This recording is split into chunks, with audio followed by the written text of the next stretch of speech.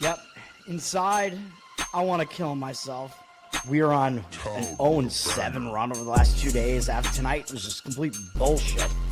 So that's how I'm going to start off this show. Horrible Sunday, 1-5. I don't even know what to tell you about that. I just don't want to do this anymore. I've never seen anything like this, man. With the slump continuing, 2 straight losses, not a good day at all. 0-4.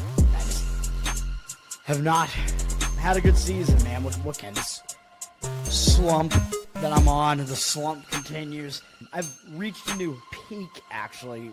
With I'm gonna burn my Bruins hat, man. I don't know what is going on with the Bruins. March 8th, is that what it is? I don't even know. It's March 9th, I think. Who even knows, man? I don't know what day it is anymore. I don't even know what day it is anymore, man. Back with you after the worst day that I could possibly have. Back with you, as I always am. Until I die, at least. 0-2 yesterday, and yesterday did not go well for me. 0-5. The worst month that I've ever had in my 18 years doing this. I don't know what to even tell you about this anymore. Broke the slump yesterday as the slump continues. The slump continues. Somebody fucking kill me, please. I don't even know what I should do at this point other than potentially end it all. What's up, everybody? It's Toad back with you. Better Off Dead. This is college football. Week 7 edition. I'm going to give out 4 plays here. We don't have to run anything down today because I didn't have any plays today. I took the day off on Friday. Not really. I handicapped all the games. I just didn't love it. I was correct about the over in the South Florida North Texas game. I was not right about the side in that one. If you want high-scoring games, though, that was a high-scoring game. It just wasn't that close. Charles, what's up, man? I have this game on right now, actually, and I've had it on for basically the last, 2 hours. This game is crazy, dude. We're in the 13th inning, I think, in the clinching game of the series here, AL divisional series, Tigers-Mariners. What just happened, dude? Was that a double play? Dude, I think the Mariners just hit into double plays in the last 2 innings now. I think that just happened. It looked like the Mariners had the game won a couple of times there. Detroit actually stranded a couple guys on base a couple innings ago. This is crazy.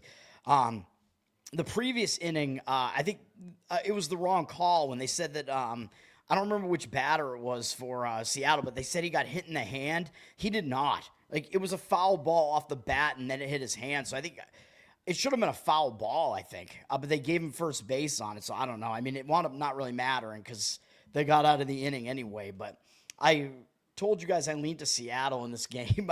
I mean, if you guys are watching the game, I mean, I'm trying to do both things at once here. I want to go over college football. I don't want this to, go until 3 in the morning here, but I'm also watching this crazy game here. It's insane, dude. Yeah, everyone's playing defense for sure. Except Cal Raleigh had a passed ball in the whichever inning it was where Detroit looked like they were going to potentially score a go-ahead run. That was his first pass ball of the season. Yeah. Oh, Carpenter, you did a player prop. I don't like the player home run props, though, really. I like I usually do hits plus runs plus RBIs just because home runs, you never get good enough odds on them. And the books kind of want you to play them because that's everybody wants to root for a home run, right? But yeah, Carpenter just wrecks George Kirby. So he's 4 for 4 in this game. I think he was 3 for 3 in the first 9 innings, yet with a home run as well. But I would have recommended hits plus runs plus RBIs. That's usually what I do, which either way you would have won, though. But you probably won more with the home run. You won more by putting less at risk, I guess, by doing it. Although, yeah, I mean, I still don't think the odds are good enough here. This is crazy, dude. It looks like Bizzardo is back. It is bizarre. Bizzardo is back out again. I almost feel like becoming that fat Iowan dude that got hired by Barstool for being crazy and telling the Yankees to suck his dick or whatever. You know what I mean? The Red Sox live commentator there. I almost feel like I need to live comment on this game here, but I might get nuked because is this considered sharing illegally or something? I don't know. Because I mean it's on Fox and you can't really see it, although you can kind of see it over here. I don't know. Whatever. If I get nuked, Well, hopefully, well, you don't have the audio on it though, so I think it's fine. You can't hear the audio, right? I have the audio up a little bit, but I'm gonna try to pay attention to this while I also handicap games, man. Let's how about we get into it, man? We'll see what we can do here. Yeah, I mean, you can comment as long as you don't show the game, but like, I mean, is this considered showing the game or not? I don't know. Because you can't see it now because I'm sharing my screen. So there we go. Problem solved, baby. That's right, exactly. You're behind a pillar there. It's an obstructed view. You're in Fenway Park Grandstand, Section 1, the most obstructed view in the entire place. I've been in those seats before, the worst seats in Fenway. Grandstand, Section 1, they're way out in the right field corner as far back as possible. Fenway Park, and you got like a pillar right in your way there, man. I've been in those seats before in the last row in that section. It's so bad. Like, I think it's still a more expensive ticket than the bleachers, and the bleachers, you at least don't have an obstructed view. So, yeah, I don't know, man. Let's start talking about college football, and we'll keep an eye on this baseball game as we go here. Number 1, Ohio State at number 17, Illinois, kicks the slate off at noon Eastern on Fox. Ohio State undefeated. Illinois 5-1, but you know, if you watch my show, I keep talking about how I think Illinois is overrated. I think Ohio State is legitimately the number 1 team in the country. And pretty much all the power rankings guys, or the legit like power ratings guys will tell you that they have Ohio State as their number 1 team for the most part. Probably the odds makers would favor them over everybody in the country right now. But Ohio State does still have a rookie quarterback, or a freshman quarterback, I should say. And I believe he's only made 1 start on the road so far. So some things to keep in mind with this game. Ohio State, they haven't exactly faced a difficult schedule yet. They beat Texas. That was a big win in the opening week, but that was against, Arch Manning, who hadn't really played that much on the road. So not an easy task for Texas in that game either. But, freshman quarterback in a pressure environment there. So we got a double from Seattle, it looks like there. So still big win. That was Ohio State's biggest test, obviously. And then the second most difficult game they had was against Washington on the road, where they had to go to the Pacific Coast. And they handled it fine. I mean, they won the game. This Ohio State defense is definitely for real. The defense, they haven't allowed more than 9 points in any game on the season. So you know that it's a legit defense. Although, again, they haven't really faced many prolific offenses yet. Even Texas is not a very good offense. Arch Manning doesn't look very good. They're a very good defensive team, not a good offensive team. So this is Ohio State's second road game. So there are maybe some things to not like about Ohio State here. Just, how will the freshmen handle a second straight road environment? This one, the most difficult road environment probably that they'll have to face so far. Although I know the travel to Washington was not easy either.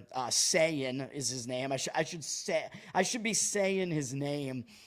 Illinois, they beat Purdue last week. Ohio State had an easy win as well against Minnesota last week. So we don't really have any situational setup here that really would necessarily favor one team over the other. I still think Illinois, we don't really know exactly what they are, man. That Duke game, as I keep pointing out, was misleading. Duke had a lot of turnovers in the game. They got crushed by Indiana.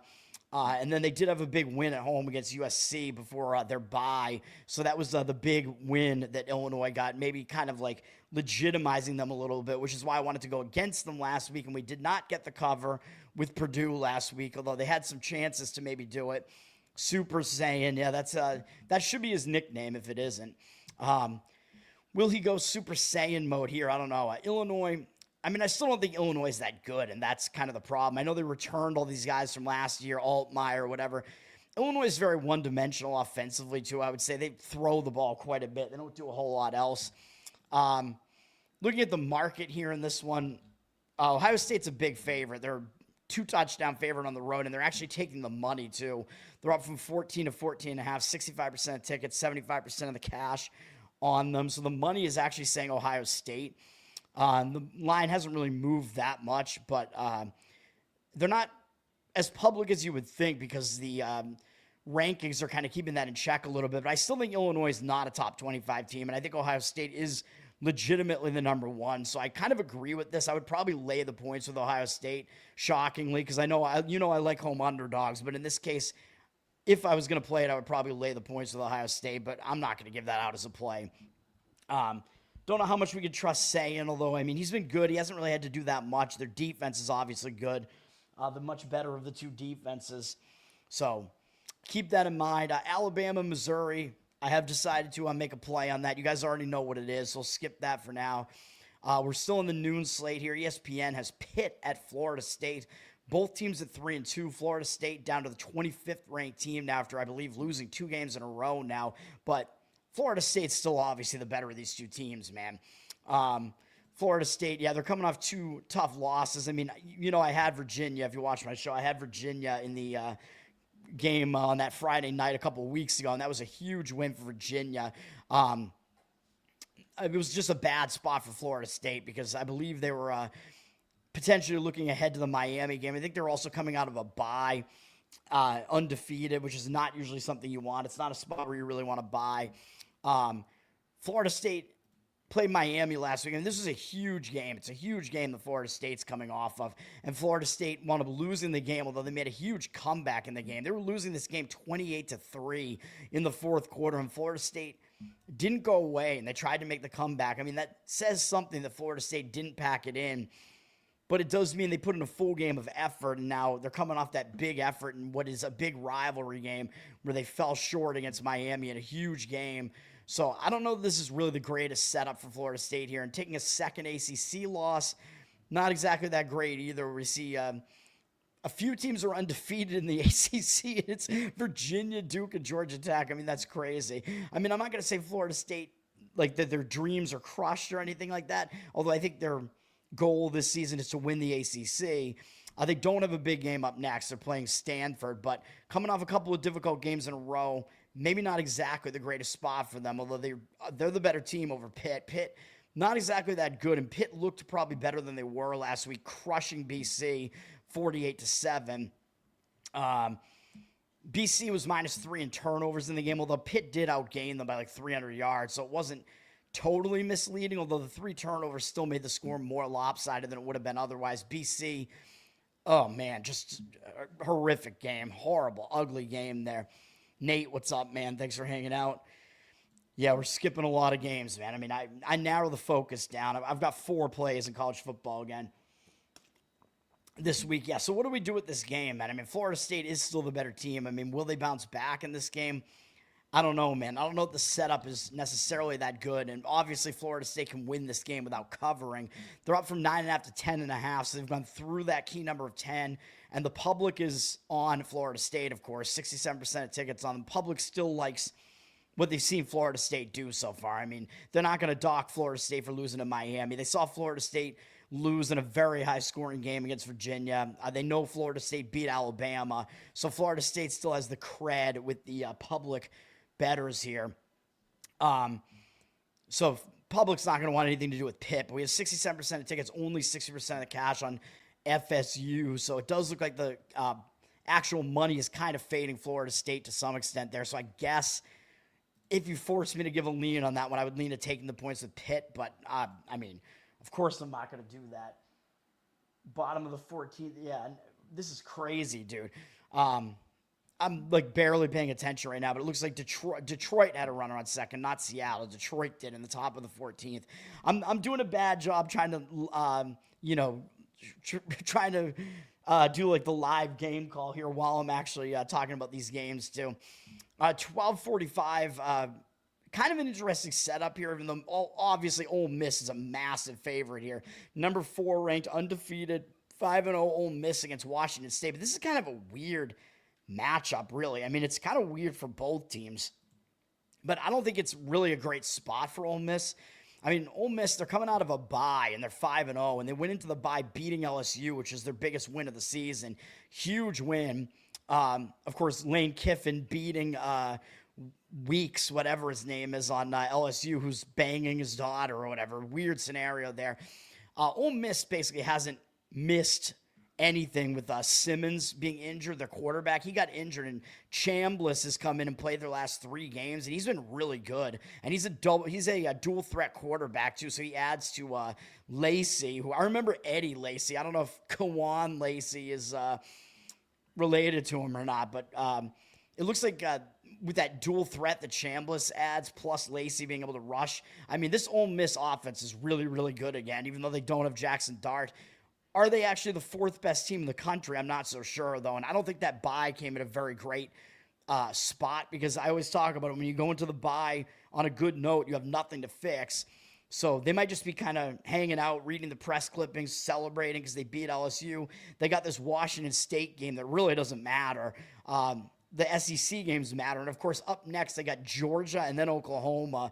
Two huge games coming up after this. So I think they might just get in, get out here against Washington State. It looks like basically a sandwich spot. It is a bad spot for Ole Miss. And you're asking them to lay over 30 points in this game. So they just might not have an incentive to do it. I mean, obviously, I'm not saying they're going to lose the game, but they might just get in, get out, not want to get anybody hurt, just kind of go vanilla here. Washington State, not a very good team, though, which is what kind of worries me a little bit, that when they've stepped up in class, they have not done well. They lost badly to North Texas and Washington. Those are the two best teams that they faced. They had another road game against Colorado State and won that one. But Colorado State, despite what they're doing tonight, Colorado State's not very good. Washington State got manhandled at North Texas. So my problem with taking the points with Washington State here is that they just have not shown the ability to step up in class. And Ole Miss is going to be better than all the opponents they've faced so far. And it's an unfamiliar venue for them. They have to fly east here. I just don't love it. So I'm going to leave the game alone. Although if you force me to, I would take the points with Washington State. But yeah, I mean, I don't really want to do it, obviously. Ole Miss up from 32 to 32.5. Huge number there. And the total's not exactly that high at 58.5. 73% of tickets, 77% of the cash on Ole Miss. So even though they're public, it looks like some of the cash is on them. I would take the points or leave it alone, though, just because the spot is really... It looks like it's not a spot where Ole Miss is really going to show up with full focus. So, yeah. They're going to wear the pitchers out. Yeah, I mean... Whoever wins this game has to play at well, actually, I think if Seattle wins, they stay at home, I think, right? Or am I wrong about that? Is Seattle the number one seed in the I forget if it's Seattle or Toronto. I forget which team is the one seed, but the next series starts on Sunday, and Toronto has multiple days to just get ready for it. But you're right. The team, their pitchers are going to be worn out. You're right. Even though they're going to have one day off tomorrow.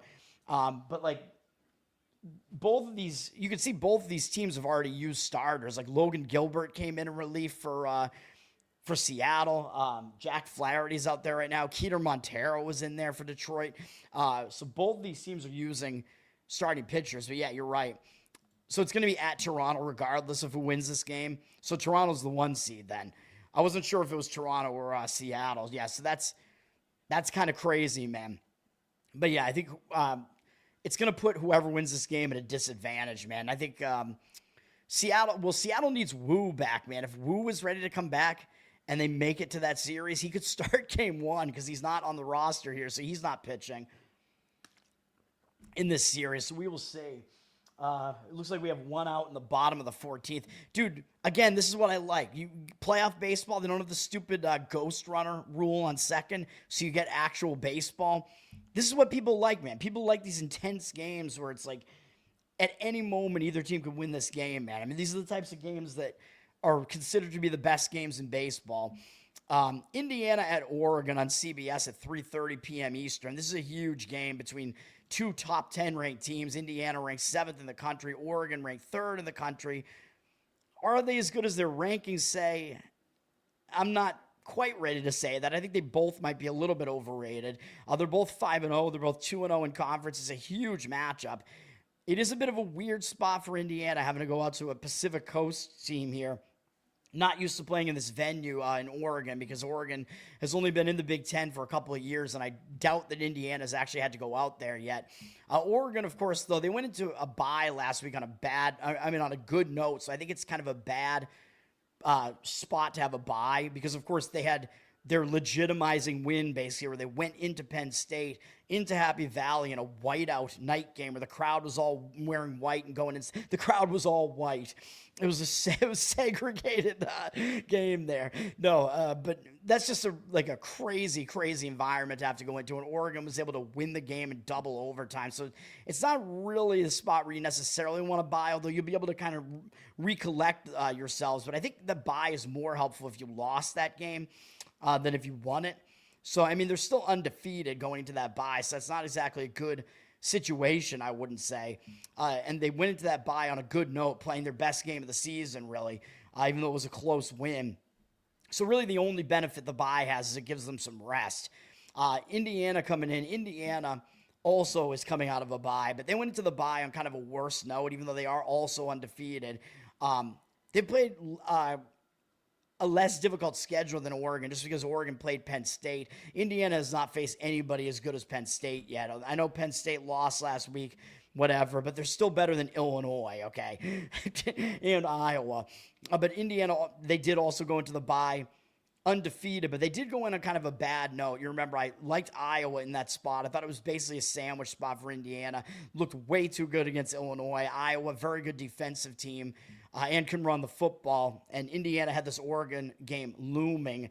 So I had Iowa in that game. Iowa covered, even covered the worst number, if you got one of the worst numbers on it in the end there, just because of that safety that Indiana took at the end.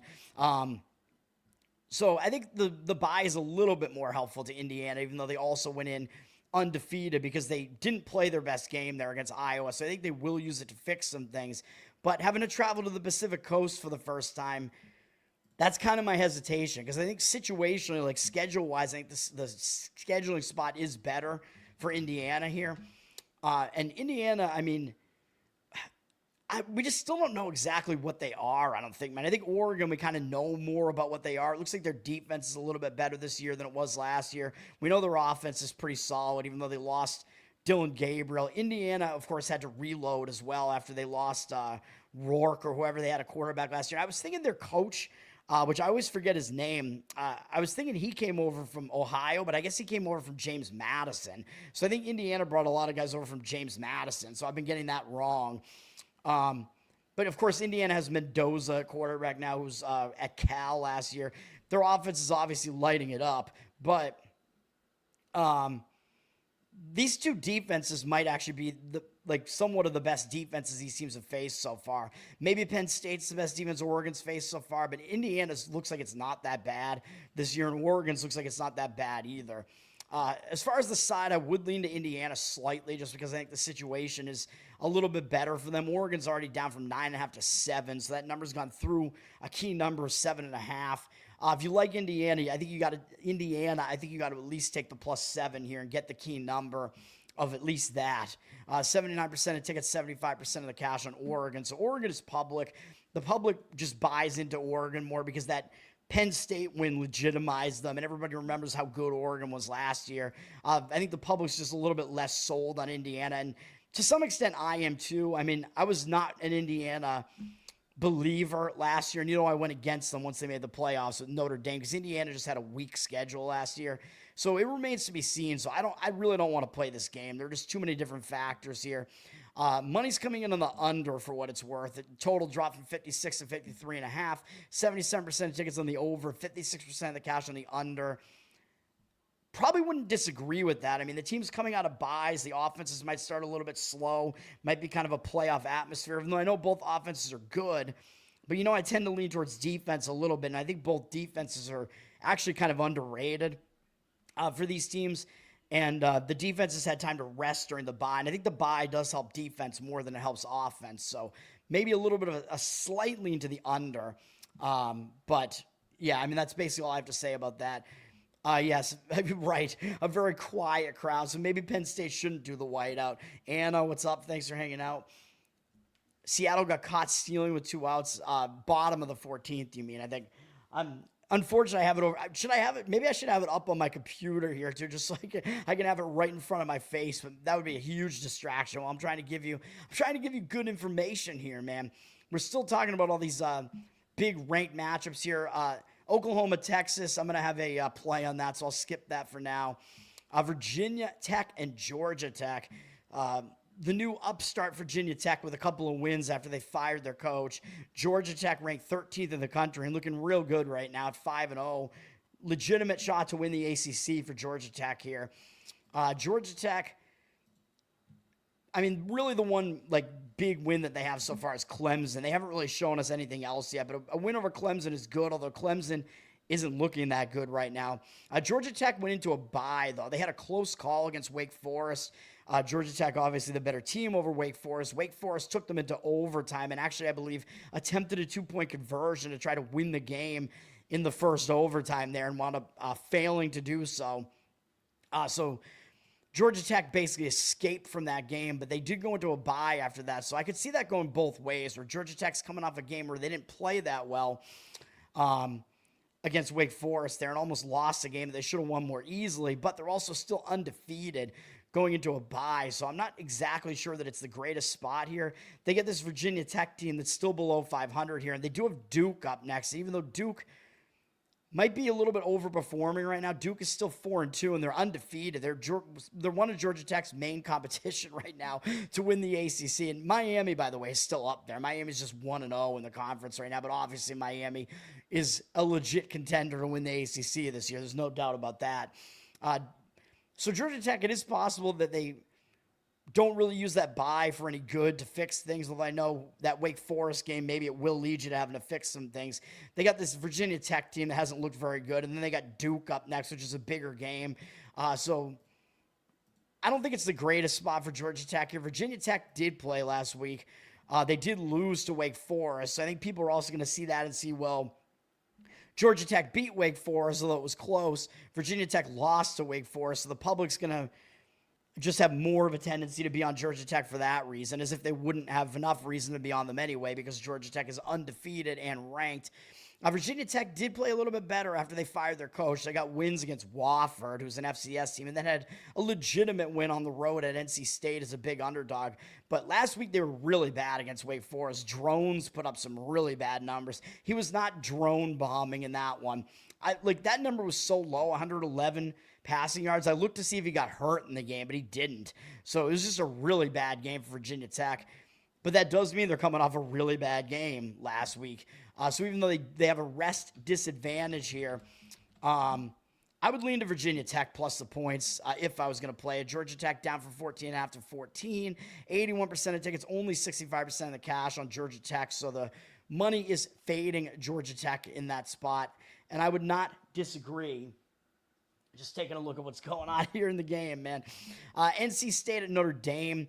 Notre Dame's up to 16th in the country again. They're 3-2, but of course, Notre Dame's 2 losses. I mean, they're to Miami and Texas A&M. I mean, those are 2 legit teams, man. So Notre Dame, Notre shame in losing those games, man. So Notre Dame, even though they're 3-2, NC State's 4-2, but everybody knows Notre Dame's the better of these 2 teams. So the public is probably still going to be on Notre Dame in this one, unless they think the line is too big, because Notre Dame's had some big favorite spreads recently. Notre Dame coming off a win over Boise last week.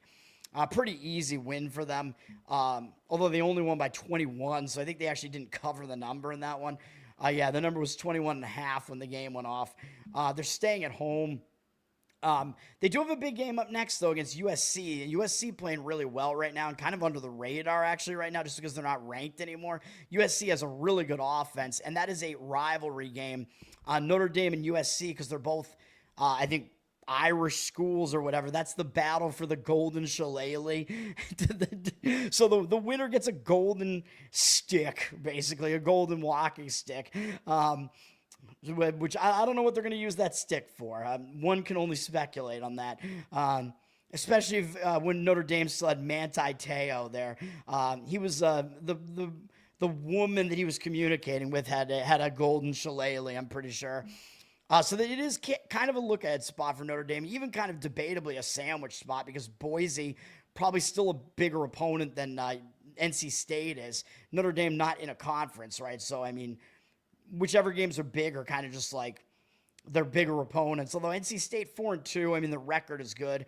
Haven't really played much of anybody, though. I mean, what's their best win? Their best win is like the one at home against Virginia. So that is a legit win. I mean, Virginia looks really good, obviously, right now. So that's all NC State has done. NC State had pretty much a cakewalk last week, too, against Campbell. So both teams had easy games last week. So I don't know what we want to do with this game. And the money's coming in on Notre Dame. Still actually thinking Notre Dame is overvalued. They're up from 21.5 to 23.5. 77% of tickets, 87% of the cash on Notre Dame. So the money is actually saying to lay the points with Notre Dame. I will slightly agree with it. I mean, I don't really see any situation that's really that bad. I mean, yeah, I know Notre Dame has the USC look ahead, but I'm not sure that that's really going to be that much of a distraction here coming into this one.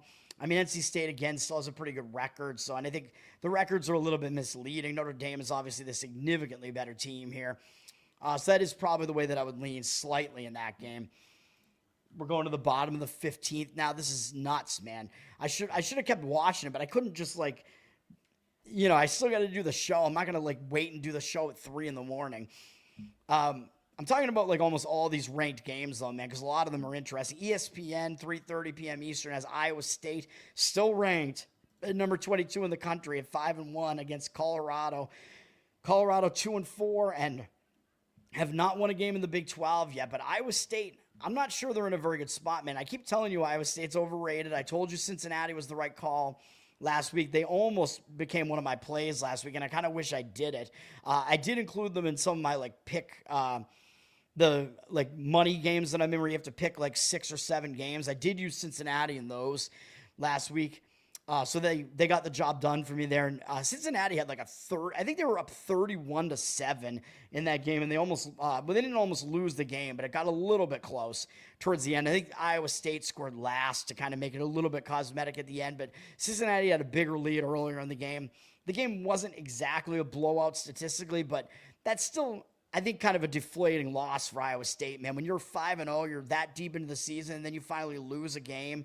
I think it's a little bit difficult to get yourself back up off the mat after that, man. So it's not the easiest spot. It's also going to be their second straight road game and third road game in the last 4 games, although it's over a span of 5 weeks because there was a bye in there. But it's not going to be that easy, man. They got to go to Elevation to Colorado. I mean, I don't know how familiar they really are with playing in Colorado because Colorado was in the Pac-12, then they moved back to the Big 12.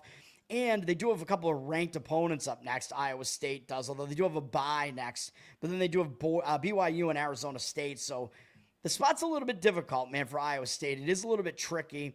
Colorado, I mean, obviously they're not what they were last year. They got a bunch of new players there, although they've been playing okay. I mean, their losses are all to pretty good teams for the most part. I mean, they lost to Georgia Tech, Houston, BYU, and TCU. I mean, debatably, they should have won some of those games if they were any good, but they haven't lost to any like bad team or anything like that. They are coming off losing to TCU last week, coming back home. This is a home game against a ranked team, and they go into a bye next as well. So I think it is a little bit of a bigger deal for Colorado. I think the spot kind of sets up so that it's a little bit more difficult to focus for Iowa State. So Iowa State, at some point, they were a 5-point underdog. I don't really understand. I don't think that was ever the case, actually, unless there was like a major injury. I know Iowa State, one of the things that I think I got wrong last week is that Iowa State, they actually lost 2 of their cornerbacks going into that Cincinnati game too. So Iowa State dealing with some injuries, man. I don't know if those guys are back. But, I mean, Colorado, obviously not as good of an offense as Cincinnati is, but it's still a difficult spot for Iowa State, man. That hangover spot after your first loss, I think that's real. Iowa State's not actually a top 25 team, in my opinion. I think they're closer to like around the 35th best team, maybe. They are public as well. The public is still going to go with the ranked team here. It looks pretty easy to lay 3 points with Iowa State. 84% of tickets, only 79% of the cash on them. So it looks too easy to lay the points with Iowa State, in my opinion. The public's going to go with them to bounce back against a not very good Colorado team. But it's a tricky spot, man. So I would lean to taking the points with Colorado in that one. 10 more innings. I don't think that's going to happen, man. Crawford led off with a single. I mean, they should have scored. I think they had a leadoff guy on in at least one of these other innings. I think they might have had multiple guys on with no outs in one of these innings, and they didn't score. But anyway, I would lean to Colorado plus the points in that game. That would be my opinion on that one. All right. What else we got here? Arkansas, Tennessee, SEC Network. Tennessee ranked 12th in the country. This is at 4:15 p.m. Eastern. Before we get to the actual night games here, Arkansas below 500. They're still a pretty competitive team, man. I mean, they don't really go away. Their losses, two of their losses are to Ole Miss and Notre Dame, and the other loss was the game where I gave out Memphis as a play because it was a sandwich spot in between those two games. So you can't really shame Arkansas for losing any of those games, man. So I think right now they're actually a little bit better than the record might indicate. Tough environment, though, going on the road here at Tennessee, but they do have a bye. I think both teams might actually be coming out of byes, but I'll check that in a minute. Arkansas went into the bye on those 3 straight losses, so I think that's a good moment to have a bye, especially because they went into the bye getting crushed by Notre Dame. So that's a good spot to have a bye. Like, you face some good opponents. You're going to use that bye to fix some things and rest and whatever and prepare for your next opponent. So I think it is a helpful bye for Arkansas. So it looks like a pretty decent spot for Arkansas. Tennessee's 4-1. They're ranked. They also had a bye, but they went into the bye on a much better note, winning their last 2 games, including beating Mississippi State, who's definitely a little bit better this year than they were last year. And Mississippi State took them into overtime. Pretty difficult game for Tennessee.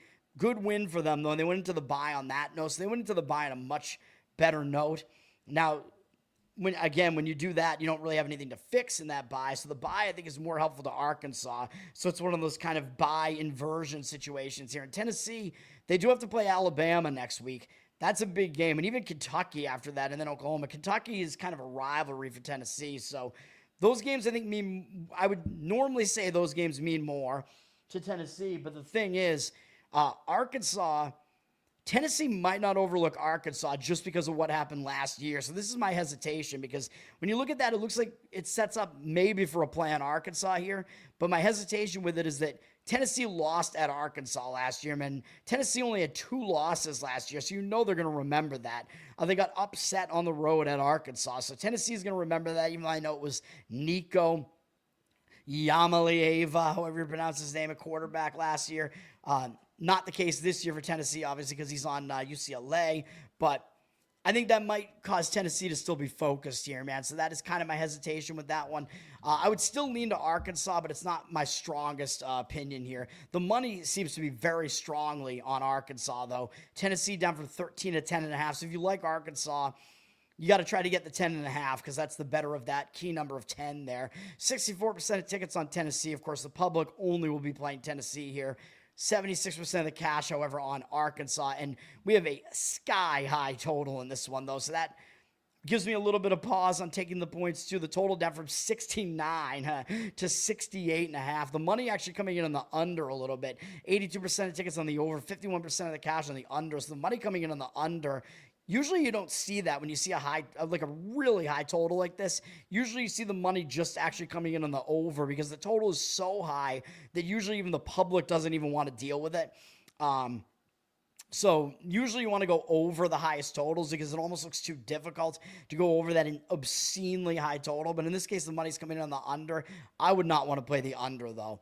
If I was going to play the game, I would take the points with Arkansas still, even though I know it may be a shootout here. So it's going to make it a little bit more difficult for them to cover a number, make it a little bit easier for Tennessee to cover a large number if they get into the lead there. But that would be the way I would lean, would be Arkansas plus the points in that one.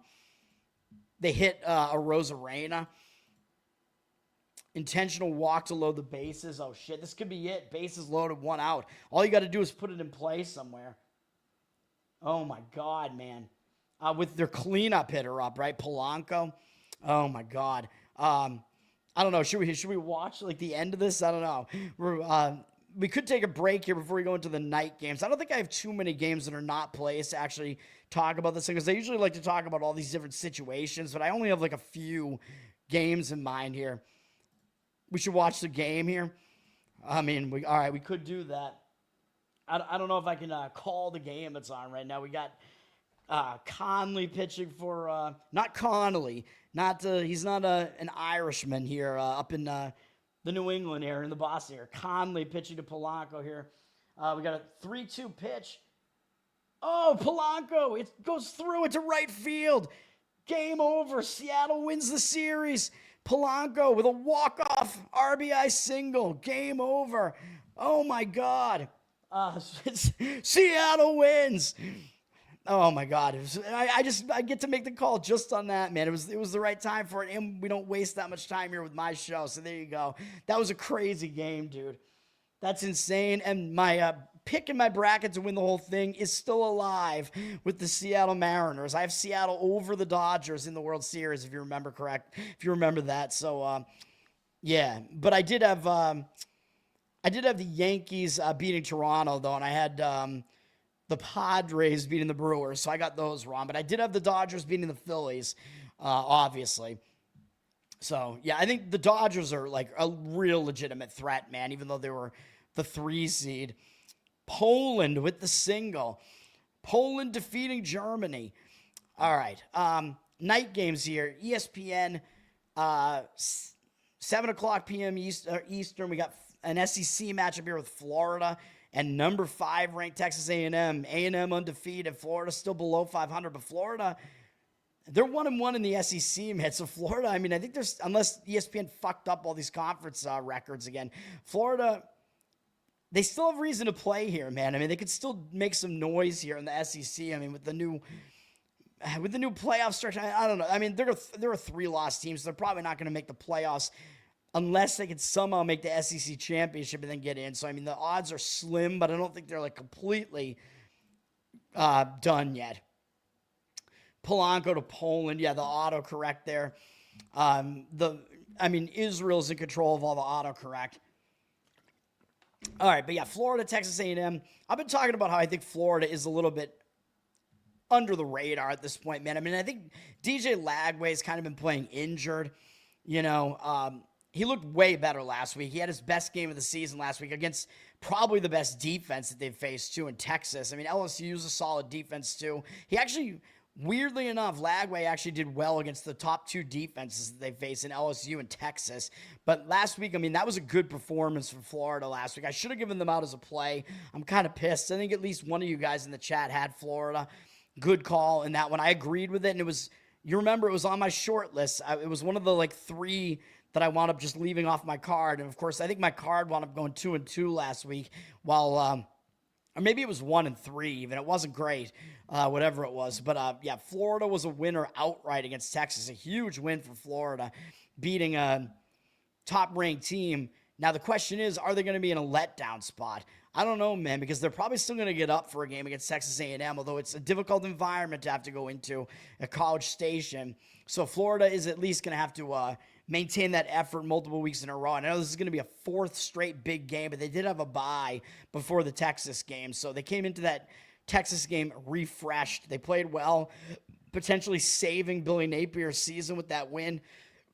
So generally, yes, I would look to fade Florida in what I would say might be a letdown spot, but this is a game that I do think they're going to try to show up for, so I don't really quite want to lay the points with Texas A&M in this one, and it almost kind of looks too easy to do it. You're laying like a little bit over a touchdown with A&M here as the 5th-ranked team in the country and an undefeated team. Yeah, and I don't quite want to do that. I don't really want to play Florida either, though, of course, off a huge win like that, and this is their 3rd road game in the last 5 weeks, too, so not really the easiest spot for them. Texas A&M, they were one of my plays last week. They were coming out of a bye. They had to do it late against Mississippi State, but they did cover late, although they didn't really play a great game, to be honest. A&M did not, although they got there for us late in the game. Like I said, it was only 14-3 going into the 4th quarter, so they weren't even covering at that point, but they were able to get it in the end. They had a really good 4th quarter. I mean, they did still dominate yardage-wise in the game, though. They outgained Mississippi State by like 260 yards in the game, so I don't know why A&M was failing to score. It was like 2 weeks in a row A&M was marching up and down or 2 games in a row A&M marching up and down the field and just not converting it into points, except they were able to late in the game, at least in that one. So, yeah, A&M did look good last week. I mean, they do have Arkansas next, not exactly a bigger game. They might be focused on Florida, though, because they saw Florida just beat Texas. So they might not take Florida as lightly now because of that. So I think both teams are going to show up here. So, I mean, it's a really tough game to figure out, tough game to read. Texas A&M is sitting at a 7.5-point favorite. They are public, 62% of tickets on them, 59% of the cash. So the money is slightly coming in, taking the points with Florida. It is a pretty low total. It went up a little bit to 47, 62% of tickets, 83% of cash on the over, though. So the money is coming in on the over. I mean, these teams both play pretty decent defense, though. The Texas A&M, their offensive stats the last couple of games have been better than what the score looked like. Like, they put up way more yards than what their score makes it look like over the last couple of games. So maybe a little bit of an underrated Texas A&M offense this time. This is a very, very difficult read for me, man. Like, the market read says to take the points with Florida. The total being low also kind of indicates that you should be looking to take the points with Florida. There's no way I can do it off of such a big win, though. I think they'll be focused here. I just think it's a matter of, can they maintain an effort like that multiple weeks in a row without getting tired. So if you want to lay the points with Texas A&M, you're banking on Florida somehow, like getting fatigued basically in this game would be my assessment of it.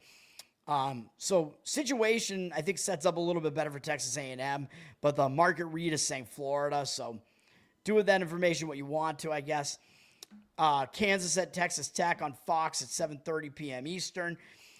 Texas Tech ranked 9th in the country and undefeated.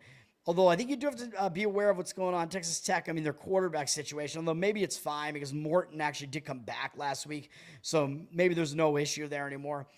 Texas Tech coming off that game against Houston, where I think Houston lost their quarterback, by the way. So that hurt our play on Houston last week. That was one of my losses. That was my last ad on the card last week. Probably shouldn't have added it, but Houston was kind of hanging around in that game, and then Houston's quarterback got hurt, and that really didn't help us in that game, obviously. So that was a little bit of a tough break there. Texas Tech's coming back home here, still undefeated. Facing Kansas, though. Texas Tech, I mean, it's possible they look ahead a little bit because they do have a ranked Arizona State team next week. So is that cause for a look ahead? Maybe. And they're coming off 2 good wins against Utah, although they had a bye after that. That was their big win of the season. And then beating Houston is still kind of a big deal, I guess. So I think the game meant more to Houston, really. But it's an in-state, not rivalry necessarily, but it is an in-state big brother, little brother situation there at least. So coming off a couple of big wins, really. They might maybe take Kansas a little bit lightly, although Kansas is sitting at 4-2. Although I still think Kansas may be a little bit under the radar. Kansas, I do think their defense is actually pretty good, although they got kind of lit up by Missouri and Cincinnati. Those are 2 good offenses. And although the problem, I guess, with Kansas is that they haven't really shut down any offense that's really good. I mean, West Virginia's no good. UCF, even though they usually can run the ball, they haven't really shown much offensively this year. And Fresno's gotten better, but that was the first game for Fresno in week 0, so Fresno didn't really put up much. So we still don't really know how good this Kansas team is or isn't. It is a second straight road game for them. They'll have to go from Florida now to Lubbock, Texas. So maybe not the easiest travel spot for them. I mean, they're still intact offensively with Jalen Daniels there, who was their quarterback last year as well. Tough read on this one. I don't know what I would want to do with this one. I'm going to give out a slight lean to Kansas on this one. Obviously not a play, but I will say that I slightly lean to Kansas in this one. Texas Tech is a 14-point favorite. They're very public, 88% of tickets, 88% of the cash. They're definitely good, but I don't know if Texas Tech is indeed a top 10 team or not here. I think they're close. They're definitely good, but and they may very well win the conference at this point. Kansas maybe a little bit under the radar right now. They're coming off a win over UCF that didn't look that impressive. So the public obviously is only going to be on Texas Tech in that one. And you're probably not getting any value having to lay 2 touchdowns with Texas Tech. So Kansas, if their defense could show up and somehow slow that game down a little bit, that's the way I would lean. Georgia, Auburn, I have a play on that one. So I will wait until the end of the show for that one. Mariners win. The streak continues. What streak? I didn't give out a play on it today, and my streak has kind of ended as far as my win streak, because I had a losing day yesterday or whatever. So 1-2 in hockey yesterday, 1-2 overall. But I had won. I think I've still won all but like 2 days over the last couple of weeks, if you discount the days where I just didn't have any plays at all. NBC, 7:30 p.m., Michigan at USC. By the way, College game day, I mean, I assume it's in the Oklahoma-Texas game, but you'll have to, if you know, you can let me know on that one. I assume it is that because it's a big rivalry game, but I could be wrong about that. I mean, that game's just always a huge rivalry, but maybe that's not the game day game. Michigan and USC, though. Michigan ranked 15th in the country. Both teams are at 4-1. USC does have a Big Ten loss, which was on the road at Illinois, but how much do you dock them for that, man? I mean, they were a touchdown favorite there, but, I mean, it's a difficult environment to go into when you're not used to it. I mean, I don't think they'd played at Illinois since joining the Big Ten. So I don't know, man. Michigan, though, you know the public's going to come in on Michigan in this one. And this is one of those spots where you have an unranked favorite. I mean, yes, they're at home here, USC, but you have an unranked favorite against a ranked underdog, man. So you know that is something that should put you on notice. Like, you should be looking into maybe playing the favorite when you see that, right? Like when you see an unranked team favorite over a ranked team, you know, the public's going to think that there's value playing that ranked team. Oh my God, why is that ranked team an underdog? But in that case, you do want to look towards the unranked team because they're favored for a reason, man. In this case, USC is at home, so they're not getting the full home advantage here in this one. So the odds makers are still telling you Michigan's the better team, but they're telling you it's not by that much. The money is coming in on USC. They're up from 2.5 to 2.5 with juice. If you like USC, I think you got to get it before it hits 3. You got to lay the 2.5 if you want it, or maybe go to a money line situation on it or something like that. I do agree with the USC side here. You play my leans. I mean, my leans are not as strong, in my opinion, as the ones that you're up. All right, that's good.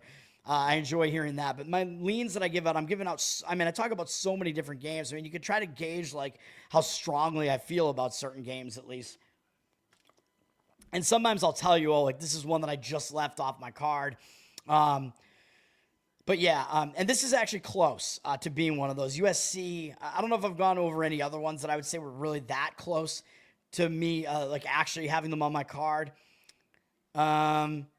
I don't really think so.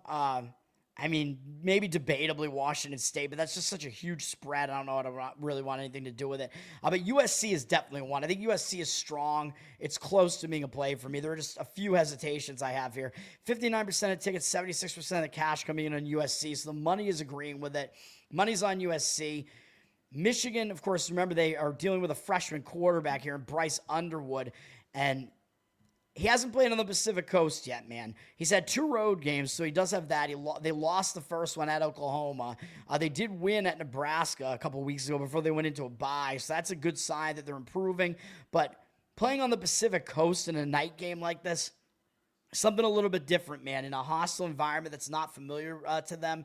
So that could be a little bit more difficult for a freshman quarterback to go out and do that. I know Sayin did okay with Ohio State there. Michigan, not quite as good as Ohio State, though. And USC is definitely better than Washington, too. So USC has been ranked, man, for a while. I think they probably deserve to still be ranked, and they're unranked right now. So USC definitely being undervalued by the rankings makers here, whereas I think Michigan is probably ranked about accurately because Michigan's defense is really good, but their offense kind of remains a little bit questionable. Whereas USC has the better of these two offenses, man. Even though I know USC's defense is not the better of the two, usually, Michigan is the better defense getting points. And, I usually say you want to look to the better defense getting points. So maybe that's one slight hesitation I have here is that is Michigan in this game. But I just think the spot's a bit more difficult, man. They're having to go out to the Pacific Coast there. Michigan still hasn't beaten anybody, by the way. Their biggest win is the one over Nebraska, and I apologize. Nate, I think, is the Nebraska fan there. It's not nobody. Nebraska's good, fine. That was a big win, but the best team they faced was Oklahoma, and they lost that game, and I think USC is better than Nebraska and not as good as Oklahoma would be my assessment there. So this is going to be a difficult opponent, man. And the only opponent that they played that was more difficult than that was Oklahoma, and they lost that game on the road. So it is a little bit difficult to go into that environment. USC, they're kind of just, I don't want to say they're coasting. They actually lost their last game to Illinois. That was the last game they played. They actually didn't play last week. So USC is coming out of a bye. So I talk about this too, obviously. I've talked about it on this show already as well. You go into the bye on a bad note like USC did. They lost, although it was a big game for sure, and it was their first loss, so that gives you some hesitation too. But they went into the bye on a bad note. I think when you do that, you go into the bye, you fix things. when you're in the bye, man. So I think the bye will help them out there. But then again, losing your first game of the season is a bit of a momentum stopper. So that is something to consider there, man. And that game dropped USC from the rankings because they really haven't played anybody else yet.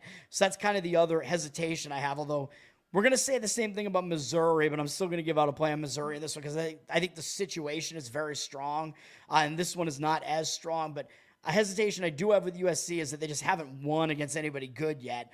Although they did play competitively against Illinois, they probably should have won the game, though. I mean, they lost as a road favorite, which isn't that great.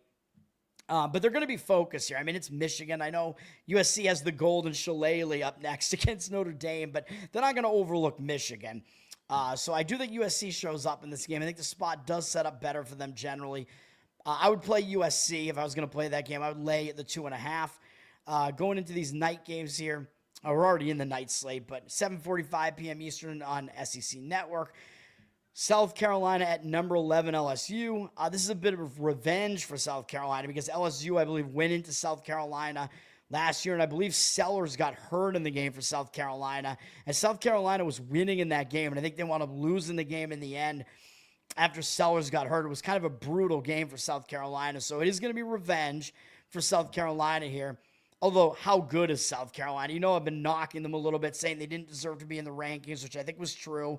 They were really not looking that good in some of these games, man. I mean, they beat Virginia Tech by more than what they should have based on what the statistics looked like.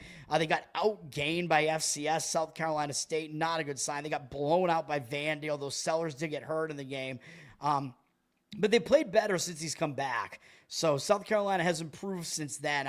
They were really bad in those first 3 games. They had, basically, I think what I pointed out was they had the same number of defensive and special teams touchdowns as offensive touchdowns in the first couple of weeks there. We got the champagne is out for Seattle there, man. I see the celebration in my peripheral vision there. But South Carolina did play decently after that. They went to Missouri, and they only lost by 9. And then they beat up on Kentucky last week, although we don't really know if Kentucky's really that good. But South Carolina, maybe a little bit of newfound confidence after beating Kentucky, although they did go into a bye after that. But I don't know if that bye is really necessarily a momentum stopper because they'd only won one game going into the bye, and it was not really a win that's going to be like, oh, you went into the bye and this massively high note or anything like that. You won a game that you were supposed to win against Kentucky. So maybe they're using that bye to, figure some things out for LSU here. It is going to be a revenge game, like I said. So I do think South Carolina does show up focus here. LSU's fallen to the 11th ranked team in the country after their loss. They're also coming out of a bye, and I know they went into the bye on a worse note than South Carolina did. So I do preach that if you go into the bye on a bad note, you usually use that bye to fix things. But LSU lost to Ole Miss, man, and that was a difficult game for LSU. And it was their first loss of the season. So sometimes that first loss will linger and it will hang you over, even though the bye might kind of help disrupt that aspect of it a little bit. LSU might be a little bit hungover, man. I mean, I know they're only a 1-loss SEC team right now, so they could still do something in the SEC, but they do have ranked opponents coming up too against Vandy, Texas A&M, Alabama, all coming up. So those are somewhat big games too, probably bigger than the South Carolina game. So maybe a spot where LSU is not exactly in the greatest spot. And LSU, their wins early in the season against Clemson and Florida don't exactly look as good now as Clemson hasn't been playing very well. Florida, I know they got the win against Texas last week, but Florida's been underperforming too. So we still don't know how good LSU is, man. And Nussmeier, who's supposed to be in the Heisman conversation coming into this season, he came back to do that and to try to win a national championship. And he just hasn't been that good. LSU's offense hasn't been that good. It's been their defense that's really made the big-time turnaround this year. So interesting. And if you want LSU here, you're having to lay, I think probably, I was going to say double digits, but it's down from 9.5 to 9 here. 69% of tickets on LSU, but the money's coming in at South Carolina. 57% of tickets on South Carolina, and the total dropped from 45 to 43.5. So it is a really low total. So the money is saying South Carolina, and I would not disagree with it. I would lean that way as well. And taking the points, of course, like I say, the points matter more when it's a low total like that. So the points are more valuable, although we do have 65% of tickets, 94% of the cash on the over in that one. But the initial move was towards the under. I do think it sets up to be a low-scoring game here with both offenses pretty questionable here. And South Carolina had that really bad stat going into a couple weeks ago where they were averaging 9.5 yards to gain on third down, which is just absolutely outrageous. So we will see, man. But yeah, I would lean to South Carolina on that one slightly. By the way, I forgot to mention with USC real quick. USC might have the best offense in the entire country, man. Their passing offense is insane. They're averaging like 11 yards per pass attempt.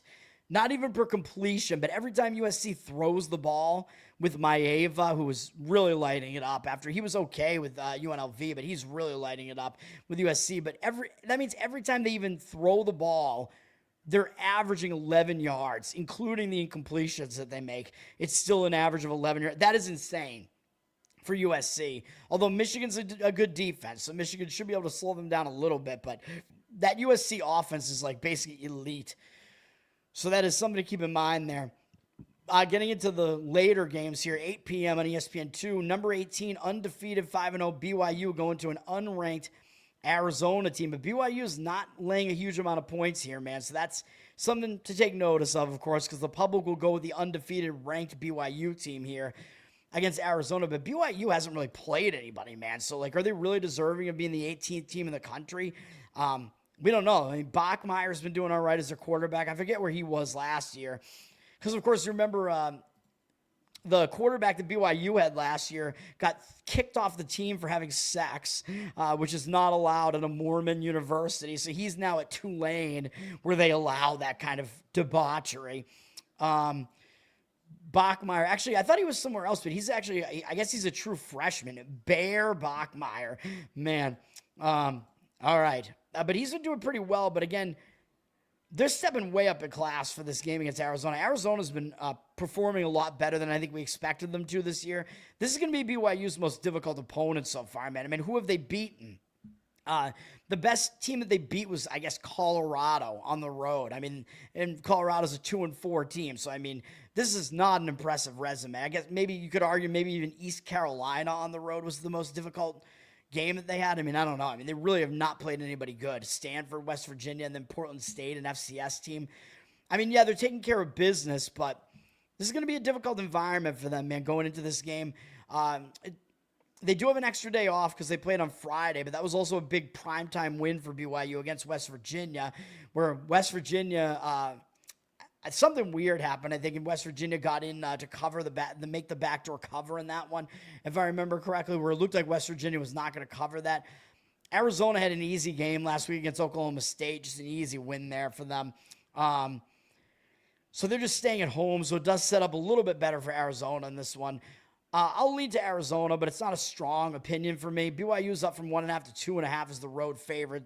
Public doesn't look like they're that heavily on BYU, with 59% of tickets actually on Arizona, but 71% of the cash on Arizona. So the money is kind of coming in Arizona here.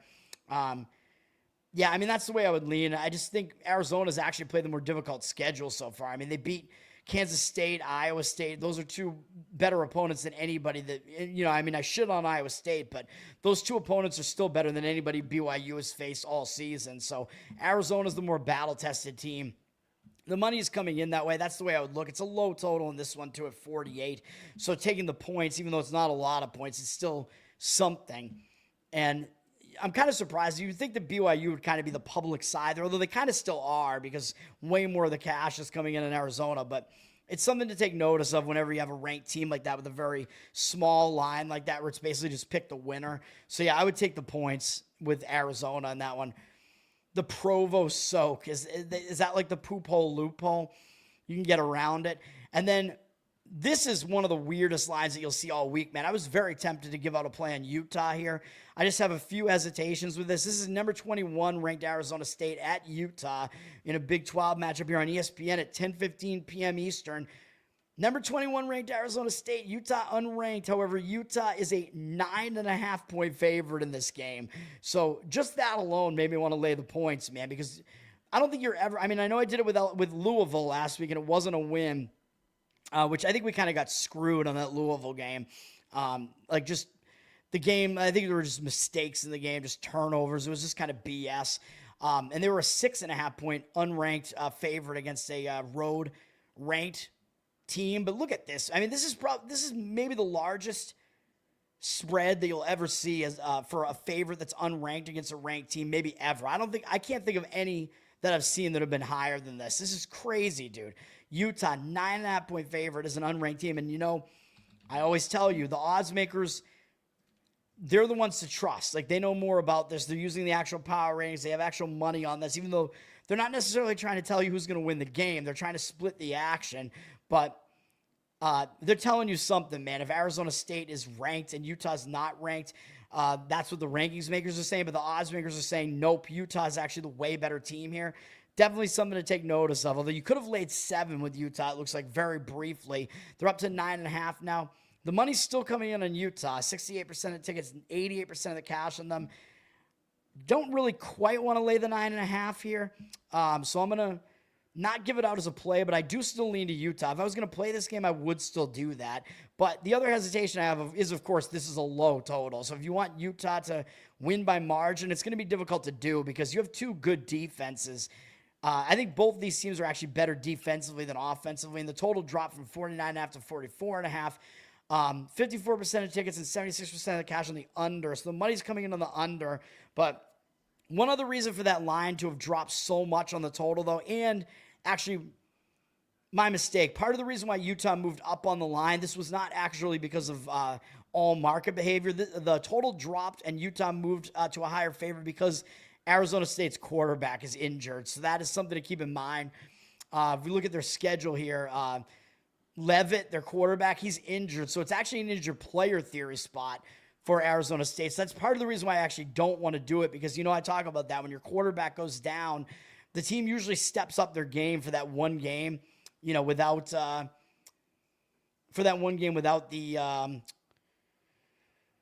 without their player there. I just had a brain fart. I don't know what I'm doing. It's late at night, man, but you know what I'm saying, right? Like, so, I say it all the time. Yeah, so you get a little bit extra value. The line moved a little bit more towards Utah. It moved a couple of points there I forget who their backup is. I think it's Sims. I don't know how experienced Sims is, but I also don't.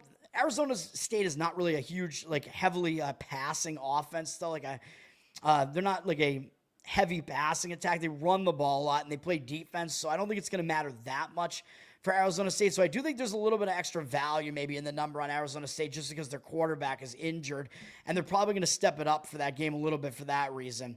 Although they haven't been as good on the road. They lost at Mississippi State and they won a tough game at Baylor on the road, but those are still difficult tests. I mean, those are good teams there. Utah, the other hesitation you got to have with Utah really is that the only time they stepped up in class all season, they lost badly at home to Texas Tech. So that does worry me a little bit. Dampier just hasn't been very good. This Utah offense hasn't really gotten going, man. Their defense has been good, but their offense, Texas Tech still scored a lot on them. But generally their defense has been good, but that worries me that they stepped up in class and couldn't really handle Texas Tech. Although, of course, Arizona State, they're nowhere near as good of an offense as Texas Tech is. So at least there is that. But laying points like this in what's going to be a low total defensive game, it's an injured player spot for Arizona State. And by the way, I forgot to mention with BYU, BYU and Utah both have a potential look-ahead spot here because they play each other next week in the Holy War, which used to be a huge rivalry. It's an in-state rivalry between BYU and Utah. I think they were both in the Mountain West for a while, and it was a rivalry, and then Utah went to the Pac-12. Now Utah's in the Big 12, but BYU's in the Big 12, so the rivalry has resumed. So it's the battle for the golden underwear, I'm pretty sure is what it is, the Mormon battle. It's called the Holy War. It's a huge rivalry game. So that is a problem for BYU, I think, more than it is for Utah. I forgot to mention that. I apologize. But yeah, BYU does have that game coming up next, the Holy War, and then they have Iowa State and Texas Tech coming up. So it is a potential look ahead for BYU as well. Utah maybe less of a look ahead because it is a ranked Arizona State team coming in, and Utah is coming out of a bye. Although they went into a bye on a good note against West Virginia, so maybe they won't really have anything to fix in that bye. But they are still coming out of a bye, so they are still a little bit rested. I would still lean to Utah in this game, but it's not a strong opinion for me at this point just because of all the shit going on in that game. So hopefully all that made sense. I would still lean towards Utah, though, if you forced me to give a lean on that one. 2 end zone safeties in a high school game you covered tonight. Well, safeties are always in the end zone, right? What do you mean? End zone every safety happens in the end zone. because it's when the team gets tackled in the end zone or it goes out of the back of the end zone. Justin, our resident cameraman there for college and high school sports in the state of Missouri, get to see some crazy things happening there. Bet the house on Utah is not what I'm saying.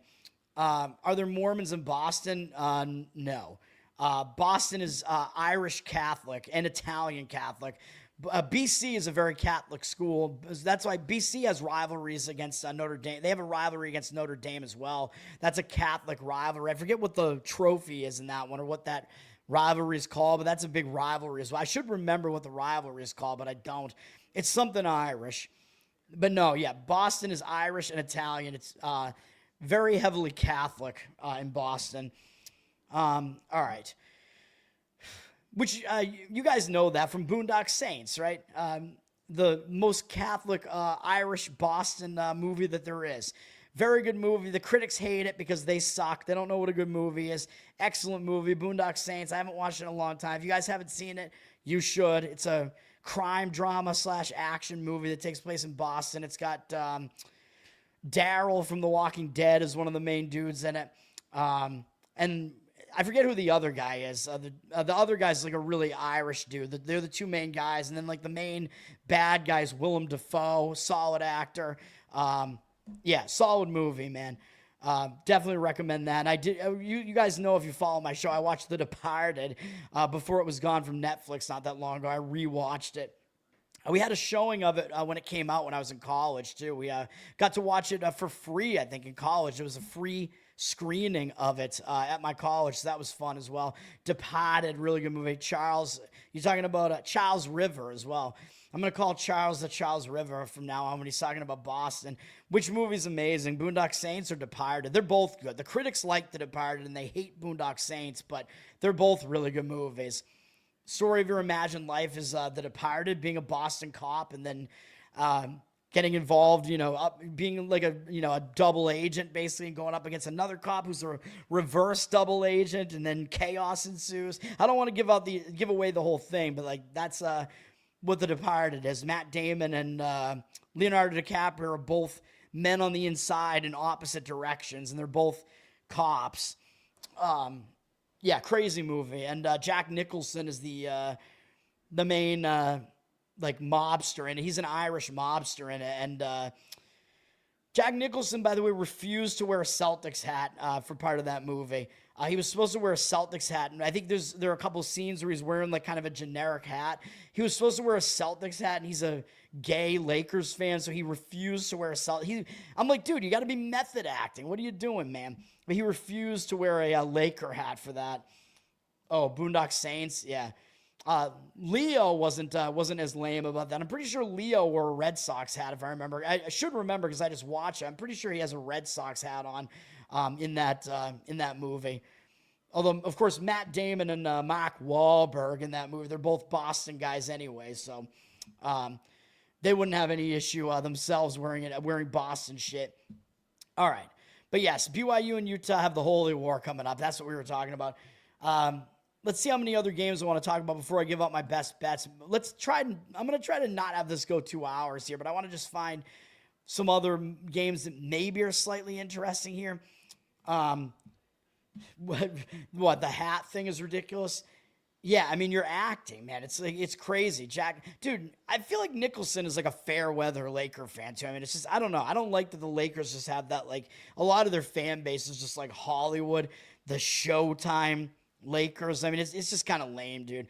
Like, I felt like Boston, the Celtics always had a more like blue collar aspect to their team, and they had more of like an organic fan base that was just really rabid about the team. So, and also the Bruins do, by the way, the Bruins. Even though it was considered racist back in the day, because it was like, why? Like when the Celtics were good in the Bill Russell days, the Bruins were still getting more fans because people wanted to watch hockey because it was the white man sport. So I don't know. I mean, but I am a fan of both the Bruins and the Celtics. So, and hey, the Celtics were very white in the '80s with Larry Bird and Kevin McHale. So yeah, and Danny Ainge. All right, Cincinnati playing UCF here Is Cincinnati going to be in a letdown spot because they just came off? I'm going to turn down the volume on this a little bit. I had the audio on just a little bit so I could kind of hear to my side what was going on. This is a directional mic, though, I think, so you guys probably don't hear it anyway, hopefully. Hopefully it's not being intrusive. But, yeah, Cincinnati against UCF. Is Cincinnati in a letdown spot after that big win over ISU last week, Iowa State? First ranked team that they faced this season. Or maybe Nebraska was ranked at the beginning of the season. I don't remember.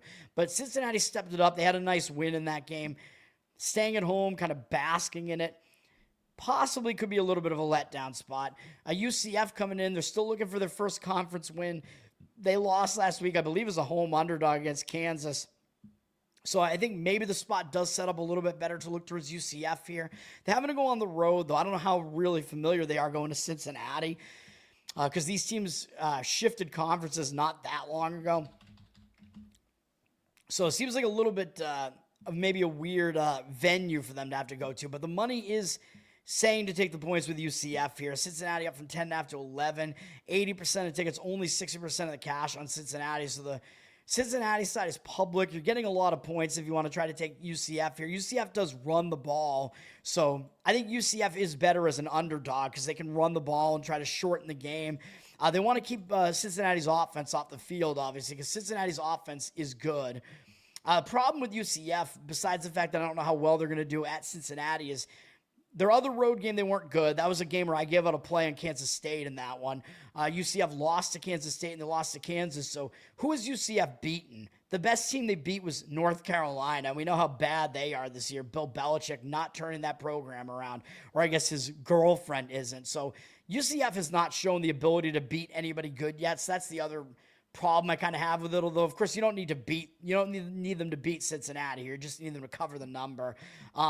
Obviously not my strongest, but no. So I would lean to taking the points with UCF if I was going to play that. You're a Bruins fan? Hell yeah, let's go. They're 2-0 to start the season, baby. They beat the Blackhawks in overtime. The Blackhawks. They beat them in overtime. The Bruins outplayed them in the game, though. I mean, a couple of those goals were kind of fluky for the Blackhawks there. Speaking of fluky, by the way, I quote tweeted how San Jose, because I talked about I liked San Jose to at least cover the puck line, which they did because I think they lost in overtime last night because Vegas was in a bad spot. But if you saw how they lost that game, San Jose's goalie went all the way almost out to the blue line to try to clear the puck, and he wasn't able to clear it, and Vegas had like 3 guys still in the attacking zone. The puck didn't get cleared, and so he left the net wide open, and Vegas was just like, oh, whoops, we just won the game. Put it in the net. It was just so bad, dude. Left the net empty. Unbelievable. Such a bad goaltending mistake there. I don't know who the goalie was for San Jose, but man, San Jose looks like they still have problems. Absolutely not. We're not riding with. I'll talk about that game. Don't get me started on UNLV. We're going to talk about how they're the biggest fraud in college football in a minute once I get to it, because I do have an opinion or maybe 2 on that game.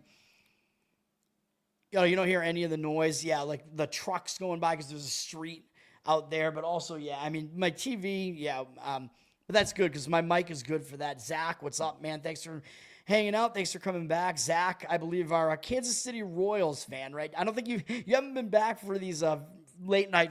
You haven't been here for these late night football shows, have you? Maybe you have for some of them, but I just remember you being the guy that waits to talk about the Royals, right? That's you, right? Hopefully I'm not mixing people up now. I had a stroke, so forgive me. No, I would not be doing that at all, Nate. I think you got extremely lucky last week. Hell yeah, you're back. All right, what else do I want to talk? Again, I don't want to talk about too many of these games here. I will say, we got Houston and Oklahoma State. I mean, I'm just going to touch on it because Houston did lose their first game, their first loss of the season. So, again, that can hang you over a little bit. That was kind of a big game for Houston there against Texas Tech. But remember, I said Houston lost Wegman, their quarterback, or Weigman, or Wegman probably, their quarterback there. Chris had to come in late in the game, and I believe he's going to be starting again in this one, I think, although I'm not 100% sure. So something to be aware of. Just if you're going to play this game, you got to just take that into account and figure out who the quarterback is going to be for Houston, because I actually don't know. So that's something that you got to figure out here. That's one factor in this game that's kind of it's a variable in this game for sure. But I think it's kind of a bad spot for Houston because that was a big game against Texas Tech. They lost it, although I'd be more inclined to fade Houston here if Wegman was going to be back here, right? Because if Wegman's not back, then you're going to get Chris, and it's going to be an injured player theory spot, right? Where Houston might actually step up their game in the first game without their quarterback. So if Wegman is back, though, I would have a stronger opinion to fading Houston, of course, and Houston will be favored by more if that is the case. They got to go to Oklahoma State. Houston didn't exactly do that well their first real road game because, of course, their other road game is at Rice, which is in Houston, so who cares?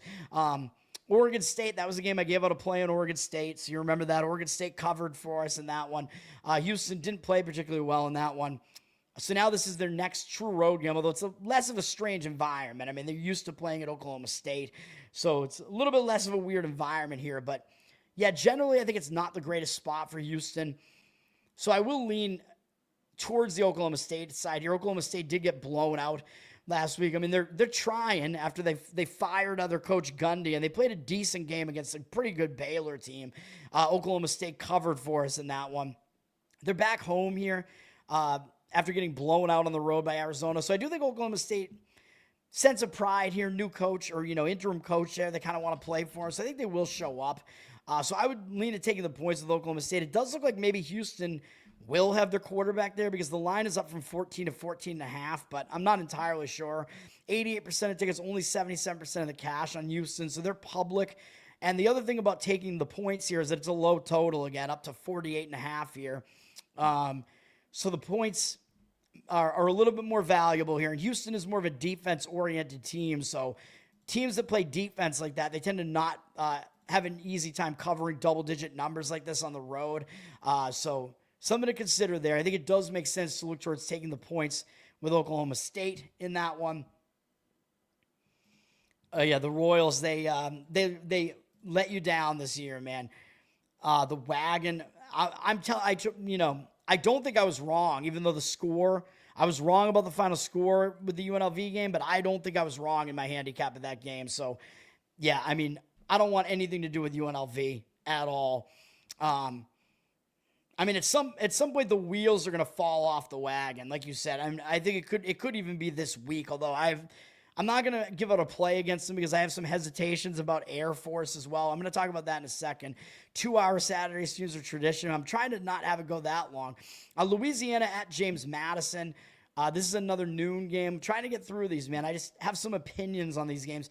James Madison is a pretty solid team, man. And what they did last week, they went to Georgia State, and James Madison was an 18.5-point favorite, and they only won the game 14-7, which looks really disgustingly bad. But I think James Madison just didn't show up in the game. I think they thought they could beat this Georgia State team easily.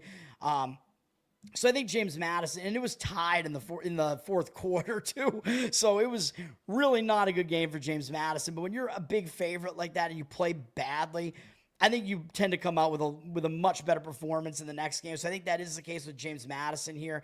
My hesitation is that they do have Old Dominion up next, and that's a big game, man. JMU and Old Dominion, I believe, are both in the state of Virginia, and they're both in the same division here, and they're both 4-1. They're both undefeated in the Sun Belt. So it is a bit of a look ahead there. So I worry about that aspect of it for JMU. Old Dominion is going to be a huge game for them. So keeping that in mind, I'm still going to lean to James Madison here, but it's not strong enough for a play, in my opinion. They're playing Louisiana Lafayette, or I guess they're just called Louisiana now. The University of Louisiana. Louisiana's coming off looking really good in a high-scoring game. So they scored 54 points in their last game against Marshall, but Marshall sucks.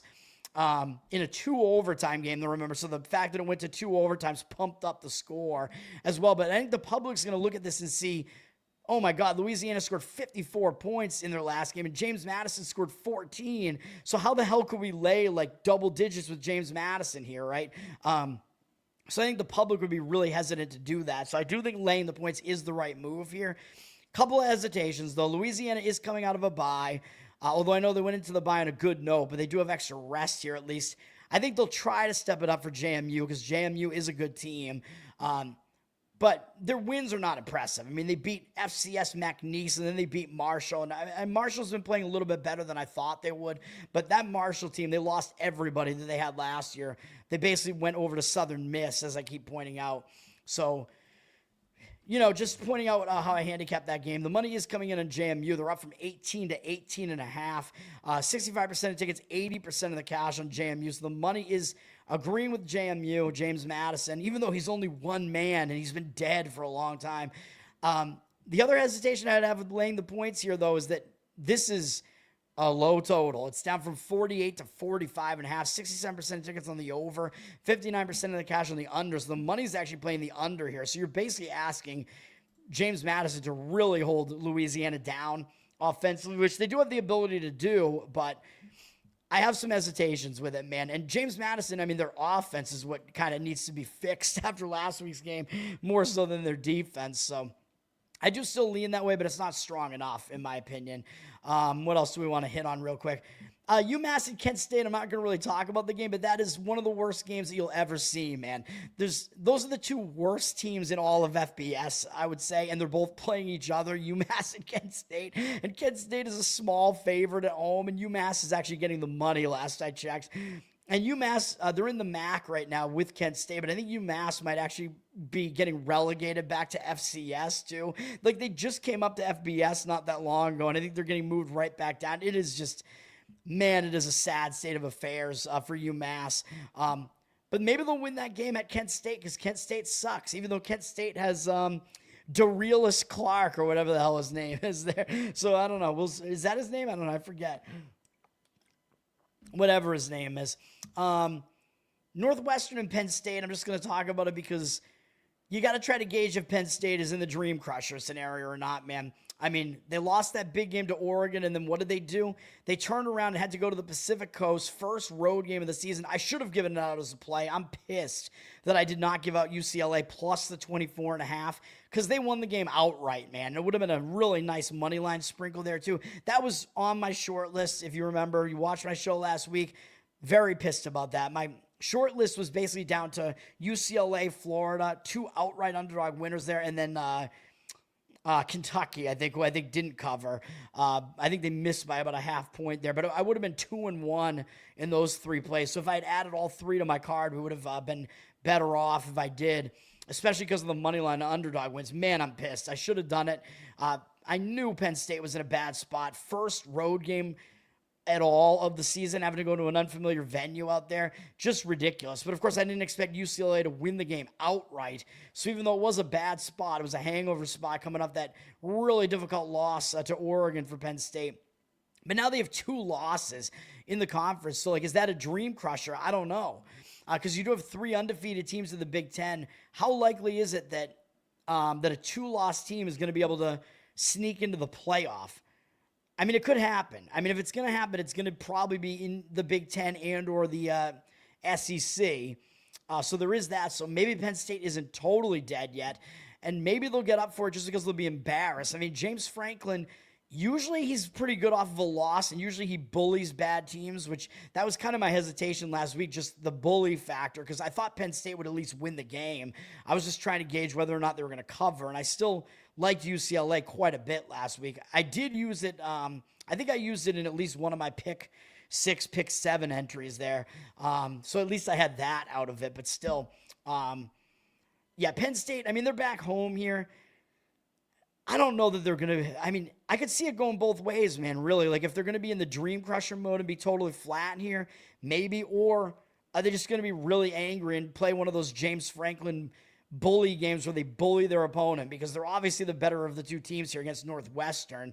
The money is coming in on Northwestern, though. I mean, Penn State's laying a lot of points, 21.5, with a very low total to a 48. So, of course, it's pretty difficult to cover a 3-touchdown spread when the total is 48. 78% of tickets, only 64% of the cash on Penn State. So the money is saying to take the points with Northwestern here.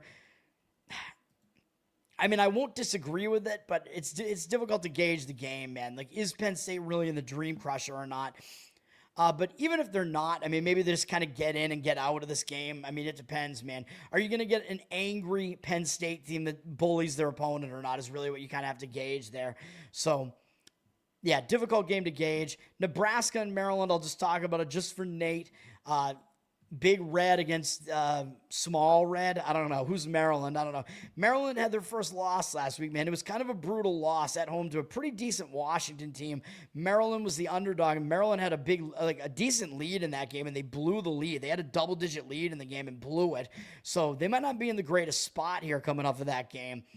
Their first loss of the season, too, can tend to hang you over a little bit. And Maryland does not have any impressive wins, except, I guess, beating Wisconsin somewhat impressive because they were a big underdog in that game. But this Maryland team, I still don't think they're good, man. They were like a 17-point underdog, I think, against Wisconsin. Oh, no, 10.5, my mistake. But still, they were a double-digit underdog at Wisconsin. They were a 6.5-point underdog against Washington at home. So this Maryland team is still not very good. Nebraska is definitely the better team. Maryland, I don't know if they're exactly in the greatest spot here. They will try to step it up for Nebraska. Nebraska's not exactly in a terrible spot either, except that it's their first road game of the season this late into the season. That is not the easiest thing to do. And it's a somewhat unfamiliar venue having to go to Maryland. So I don't love the spot for either team here, really. Nebraska's coming off kind of an easy win over Michigan State, where I leaned to Nebraska to cover that number, and they missed. I think they were up to 12, and they only won by 11. So if you got the 11 earlier in the week, you were able to get the push on that at least. But a first true road game this late into the season is never something I really want to go with, especially when you're laying points, which I'm sure Nebraska is laying points here. They are. They're up from 3.5 to 6.5, but the public is on Maryland because I think the public just sees both these teams are 4-1. And the public doesn't know how to gauge these two teams, but the odds makers are telling you Nebraska is the way better of these two teams. Nebraska at least played pretty competitively against Michigan. They beat Cincinnati, so Nebraska has the better resume here so far. Maryland, 70% of the tickets on them and only 61% of the cash. It's very rare that you see something like that, man. A rare public home underdog here. So I think you want to lean to the public road underdog is probably the most rare, though. But I think in this case, you do want to lay the points in Nebraska, but they are up from 3.5 to 6.5, going towards 7 there. So I think you've lost a little bit of value on that. I would lean to laying the points in Nebraska, but I don't want to touch it. TCU, Kansas State, the purple battle here. Both of these teams, Kansas State's better than their record looks. TCU, I think, was in the rankings until they, I think, dropped out again last week. TCU, or coming into this week, TCU's 4-1. Kansas State's 2-4. TCU is a 2-point favorite on the road, though. So the odds makers are actually telling you, I'm kind of surprised the odds makers are actually telling you TCU is that much the better team. I thought Kansas State might be a small favorite here. TCU's up from 1 to 2, 71% of tickets, 79% of cash. Some money coming in on TCU. I don't know, man. I mean, Kansas State is coming off a tough game last week against Baylor where they lost by 1. Pretty difficult game, and they do have their big rivalry game against Kansas up next. And Kansas is the team that might actually play the big brother role now because they have the better record over Kansas State now. So it actually looks like a little bit of a sandwich for Kansas here. So Kansas State, excuse me. So I don't really love it that much. TCU beat Colorado last. I mean, nothing to really take away from that. I think they were in the rankings, and they dropped out just because they didn't do anything impressive. Kansas State has a more difficult resume, or a more difficult schedule so far. They played Iowa State, Arizona, Baylor, both of those games on the road. So, yeah, Kansas State is the more battle-tested team. TCU, their best opponent was Arizona State. They lost by 3 on the road. No shame in that, though. That actually might have been the game that dropped them out of the rankings, actually. So, yeah, Kansas State does have the better resume so far. At least they played more difficult teams. So I worry about it a little bit, but I do think Kansas State's in a bit of a difficult spot there. Slightly into TCU, but I don't love it. Air Force UNLV here. Yeah, the hood rat names. Gay Red is Maryland. The Red Rockets. There should be a team called the Red Rockets. That would be ridiculous. We only have the Toledo is just the Rockets. I don't think we have a team that's the Red Rockets. Air Force at UNLV. I'm going to say it again. UNLV is just a massive fraud. They're the biggest fraud that I can really even remember ever. I mean, what the fuck have they done? Again, they barely beat Idaho State, an FCS team, in their first game of the season at home. They were at least a double-digit favorite in that game. I think they were probably a 20-something point favorite in that game. They almost lost the game outright, and Idaho State outgained them. Very bad sign. Then they beat a Sam Houston team that's just not as good this year. They're changing their offense this year. Not impressive win, even though it was on the road. They beat UCLA when UCLA was playing so poorly that UCLA had to fire their coach. So I don't know if there's much you can take away from that. Then they beat us when I played Miami, Ohio. That was the only time I played a UNLV game. I played Miami, Ohio, and we got even more screwed in that game than you think in that Miami, Ohio game, because Miami, Ohio's quarterback got injured in the first quarter of that game, man. Miami, Ohio was up 14-0, and their quarterback got hurt. So they had to play 3 quarters of the game with a backup quarterback, and they lost their starting center, and they lost, I think, 2 starting defenders as well. So Miami, Ohio lost 4 starters in that game, including, quarterback and center. That's like your entire battery, basically. So that's like the battery in baseball, catcher and pitcher. So that's bullshit, man. Miami, Ohio should have won that game. And then Miami, Ohio was still going to win that game. They were in the red zone in a tied game late in the game, chance to win the game, and they fumbled it. And then that's what set up the UNLV game-winning scores. That game was complete bullshit, man. And if you look at that game, actually, hold on. Yeah, let's look at that game real quickly. I believe Miami, Ohio outgained them too, right? Because I remember really just being pissed about this game. It should have been a win for us on Miami, Ohio. No, UNLV did outgain them, my mistake. Miami, Ohio did lose the turnover battle. But again, Miami, Ohio lost their fucking quarterback in the game. So they had to use, some other quarterback, whoever the hell they used. Don't even know. But then UNLV beat Wyoming last week in snow. And how did they win this game? Oh, yeah, let's think about this. Let's look at how they won this game, by the way. They got outgained in this game by 100 yards. Wyoming, 356 to 256. So Wyoming dominated the stat sheet. Wyoming lost the turnover battle 3-1. So that's part of the reason why they lost. But we'll get into what those turnovers were in a second, because that makes it even more ridiculous. Wyoming had more first downs. The possession battle was basically even. It was a snow game as well, which you figure a Vegas team is not going to be that well adapted to snow, and it's high elevation. So that I almost made Wyoming a play, man. I would be really angry if I made it a play. I didn't have it on my pick 6 or pick 7 either, but I was close to putting it there because I thought it was a good spot to play Wyoming. I think UNLV just won on complete bullshit, man. As we already saw, they won the turnover battle. They lost the yardage battle, but it's even worse because 2 of their touchdowns were on blocked punt returns, and that's how they won the game. They won the game by 14, and they had 2 touchdowns on blocked punt returns for touchdowns. It's complete bullshit, dude. Absolute bullshit. They did nothing to win this game, man. It's such a fluke. When do you ever see 2 punts blocked for touchdowns? And they were both in Wyoming territory. One was a 16-yard return, and the other was a 13-yard return. So they both got blocked deep in Wyoming territory. It's unbelievable how UNLV won that game. UNLV, absolute fraud. They're going to fall off at some point. They got Boise State up next, which might be a look-ahead spot. So I really don't like them here, obviously. They're nowhere near what this 5-0 record makes them look. Air Force is only 1-4.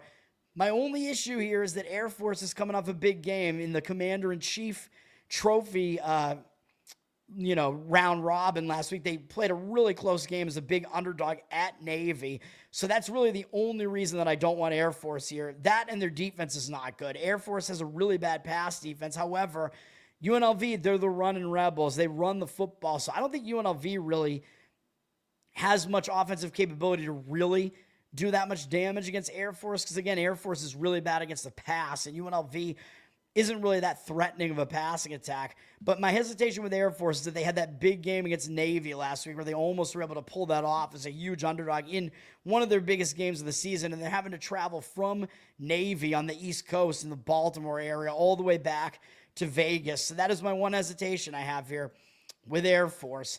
Otherwise, I would play Air Force in this one. The money is disagreeing with me. I don't know why. 56% of tickets, only 52% of cash. How can you, seriously, do you really think Air Force is public? UNLV is only laying a touchdown, and they're 5-0 against a 1-4 Air Force team. There's no way that that number is accurate. I'm sorry. There's no possible way that Air Force is public in this game. No fucking way. So, yeah, I would take the points or leave it alone. And then the total is high. It's down from 66 to 65. I mean, a total in an Air Force game like that is high for a game where you know Air Force is going to run the triple option. Air Force, I mean, they do pass the ball a little bit more than you'd think, but Air Force. But yeah, the money's coming in towards the under. 85% of tickets on the over. Only 51% of the cash on the over. So the under might make sense here just because you might see both teams run the football. And UNLV, like I said, they're going to try to establish the run, and I don't think that that plays into Air Force's defensive strength more or less if they have one. It is at least against the run. Their weakness is against the pass. And Air Force, if they can run the football, and UNLV, not exactly ready for that triple option. If UNLV is ready for the triple option, I mean, they might be able to slow down Air Force a little bit there. I mean, UNLV does see Air Force, I think, every year, at least for the most part, so they're not totally unfamiliar with it. I would still need to take the points with Air Force, though. Nate, yeah, I mean, you can say what you want, but you got to, you have to, when you're betting like this, you got to like, perform like a post-mortem on your bets, man. You got to like take a look at it and see, like, did I get lucky? You got to admit that you got fucking lucky on some of these plays, man. I recommended against it. I think you got extremely lucky on that one. I think there's absolutely no way that Air Force should have even won that game at all. You're playing with absolute fire. UNLV. You're playing with absolute fire if you want to continue putting money on this UNLV team. It's just massively overrated at this point. Yeah.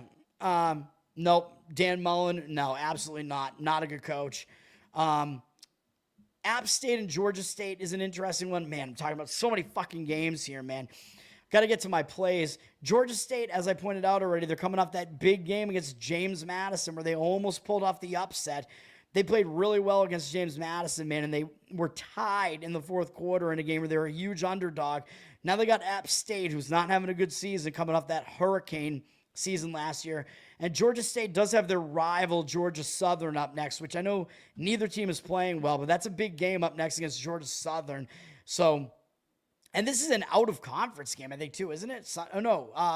Wait, where's App State? No, it is. No, sorry, it is a divisional game. Never mind. For some reason, I was thinking App State was in a different conference, but it's not. They're in the same division.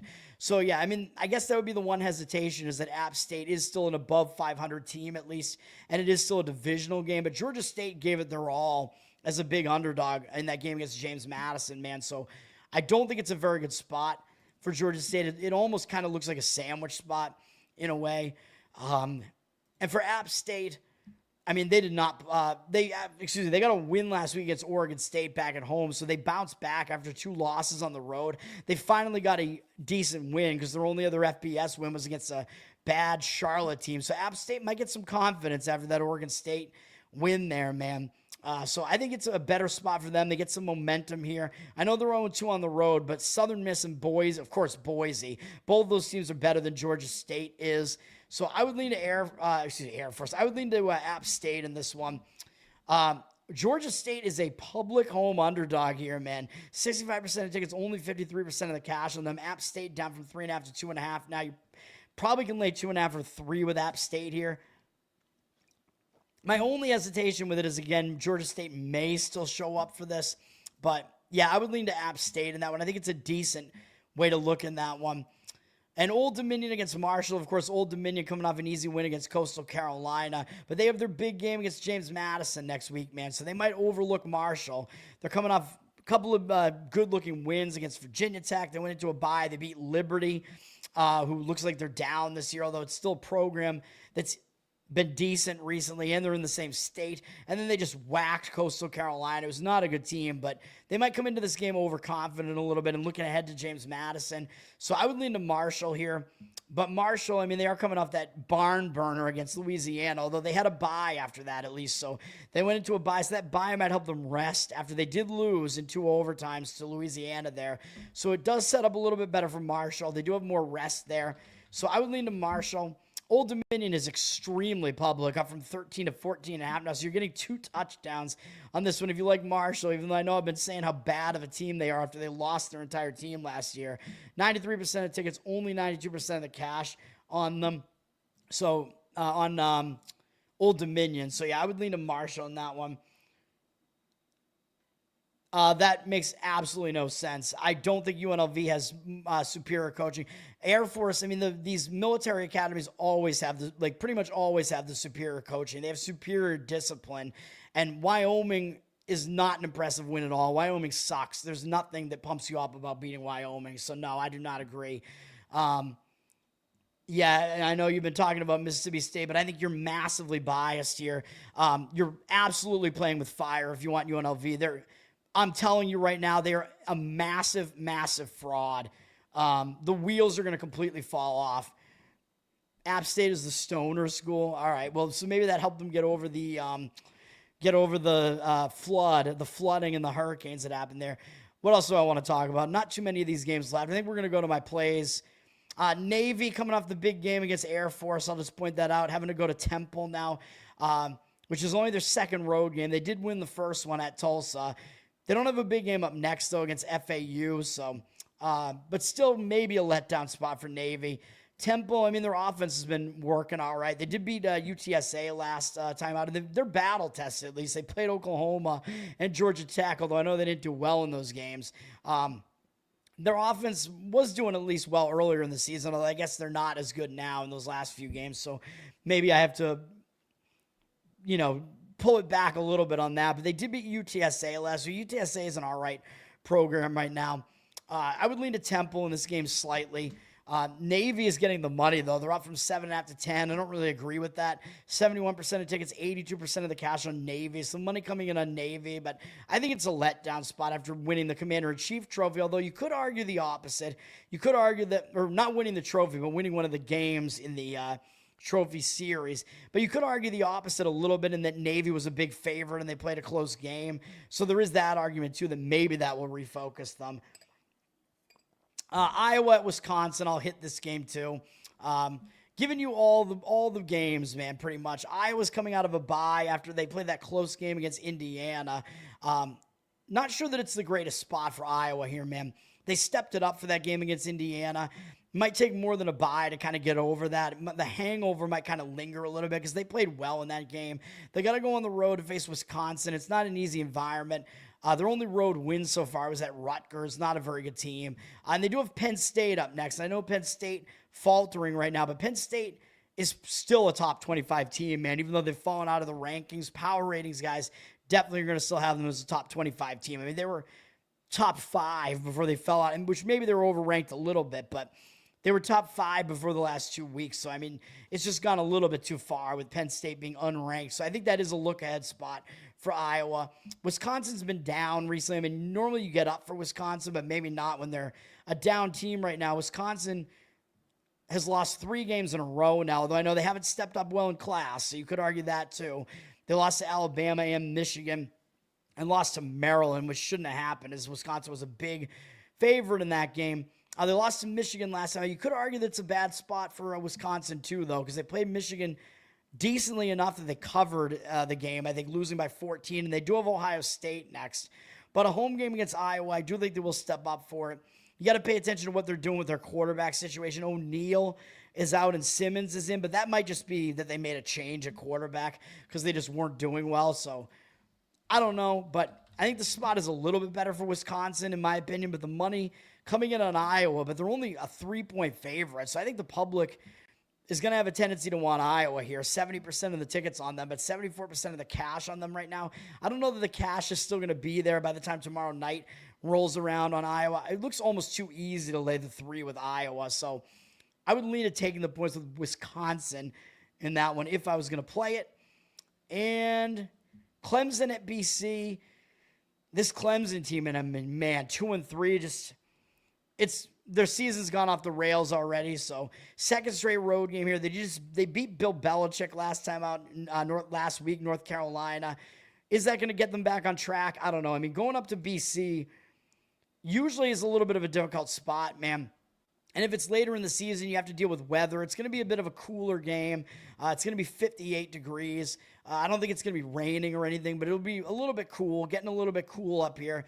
We were getting some frost over the last couple of nights. It was in the 30s. So Clemson, yeah, I mean, they might not be totally hyped up to go face this BC team. And BC, 1-4. I mean, they're basically done for the season at this point already, but they're coming off an ugly, ugly loss, man, at Pitt. In this game, which I think I already talked about it, right? I kind of pointed out that, well, even though Pitt dominated them yardage-wise, BC made it worse by having 3 turnovers in the game.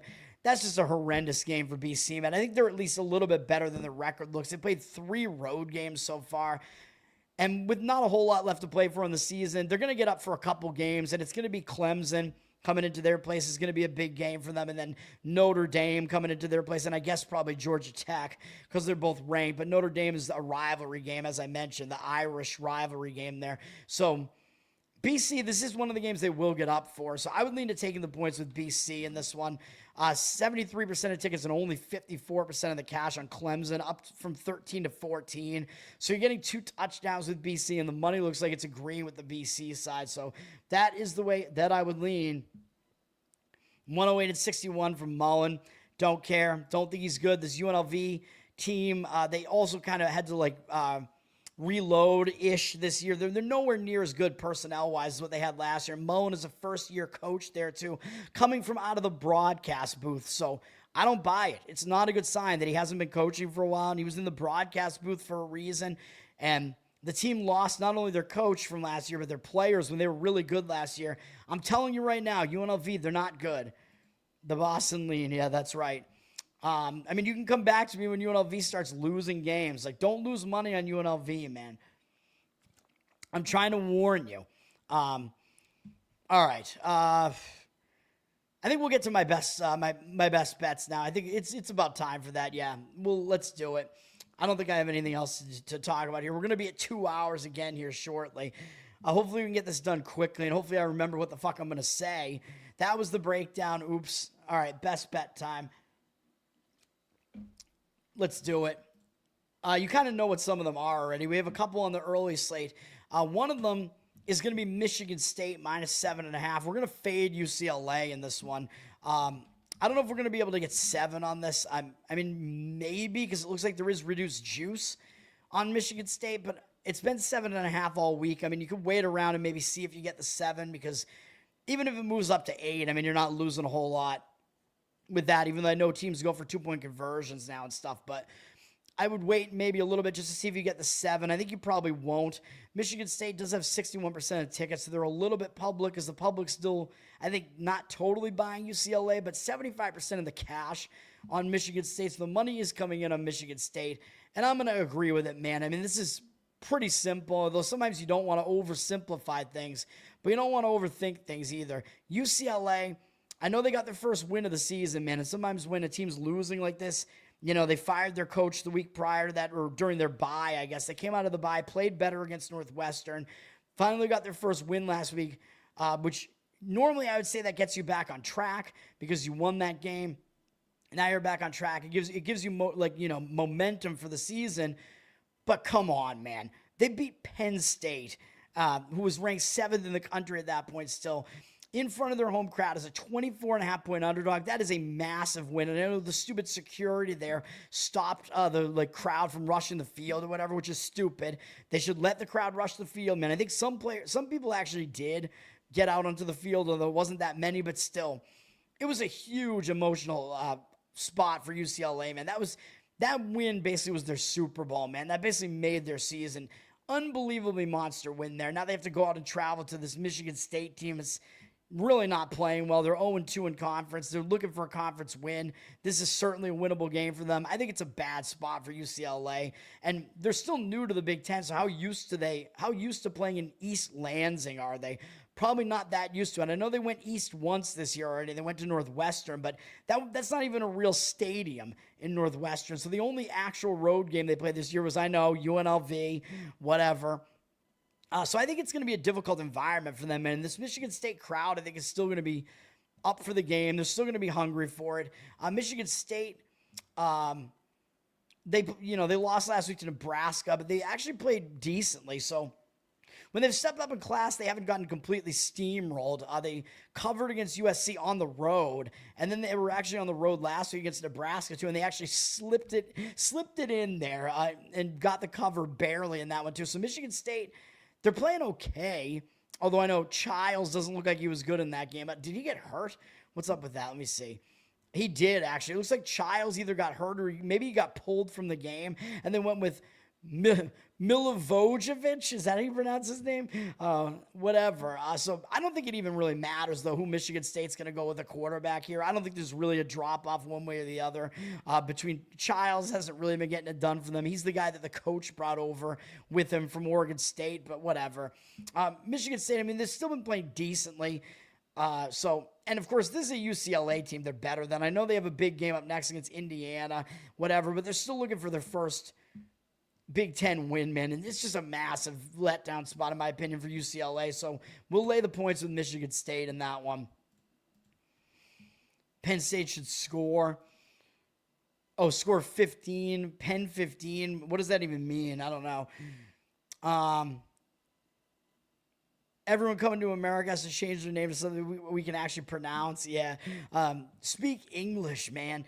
All right. Next up, I mean, you know what my next play is. We have 2 noontime games. That Michigan one is noon on Big Ten Network.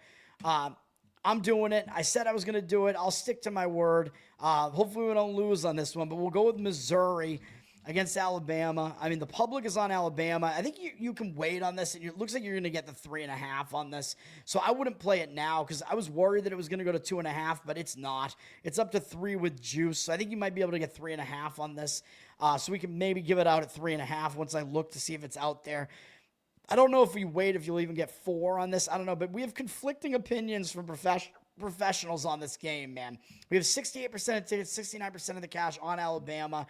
They dropped from 5, it looks like, although I only saw it 4 briefly out there, and immediately it got bought down from 4 to 3, and now it looks like at 3, some of these other professionals are coming in and playing it at 3, so I think those were both actual professional opinions. I think some of them like the +4 and 3.5 on Missouri, and some other ones like Alabama, and it's a conflict between power ratings and situation. So the power ratings guys are saying Alabama's the right side here, and you know me, I'm a situational guy, so the situational guys are saying Missouri has the edge situationally, which I agree with, so that's what I'm going with here. Yes, I do agree that Alabama is better than what they're ranked right now. They're ranked 8th in the country. Missouri's 14th, and I think the disparity is bigger than that. I do. I think Alabama is... Most power ratings guys have them like the 2nd or 3rd best team in the country, and I don't disagree with that.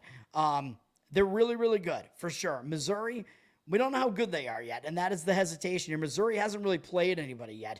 Their only really big win was against South Carolina, or I guess maybe Kansas. They won both those games at home, so it's going to be crazy when they have their first road game next week at Auburn coming off this one, so maybe...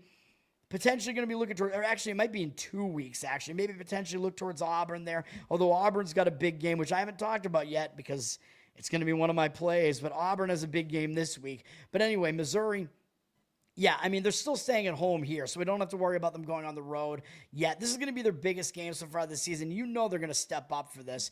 Yes, we can be a little bit worried about how good are they really, but they haven't beaten anybody this good yet, but I mean, you could worry about Alabama a little bit, too, going on the road.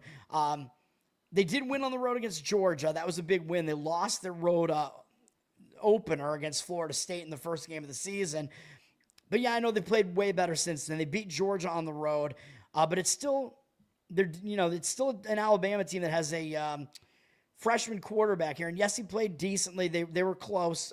In a close game against Georgia, they won the game. Alabama always beats Georgia, though, man. That's just what they do. So, yeah, I mean, we can be impressed by it, but maybe we shouldn't be overly impressed by it.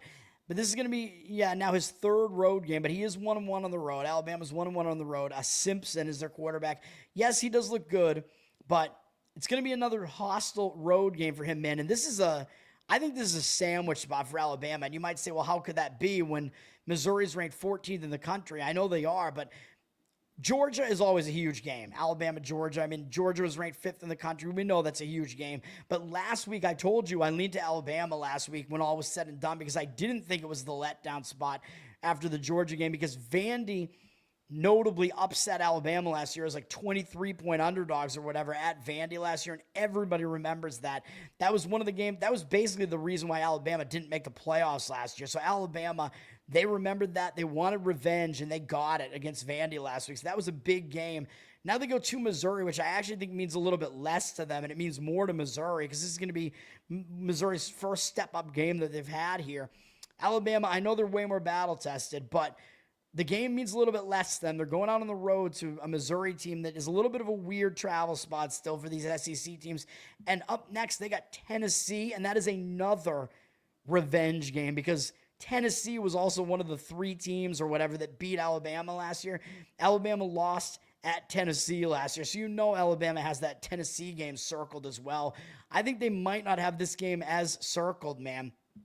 And to make it a little bit better for Missouri, Missouri is coming out of a bye. So Missouri does have extra rest here to prepare for this. And yes, I know I talk about teams that are undefeated going into byes. It's like, well, you don't have anything to fix. It's a bad spot to have the bye. I know Missouri went into the bye on a good note, but I still think they're going to use that bye to prepare for Alabama, man. I still think it is somewhat of a positive. They're going to be more rested, whereas Alabama has played a gauntlet the last couple of weeks, which I think is part of the reason why the line is where it is.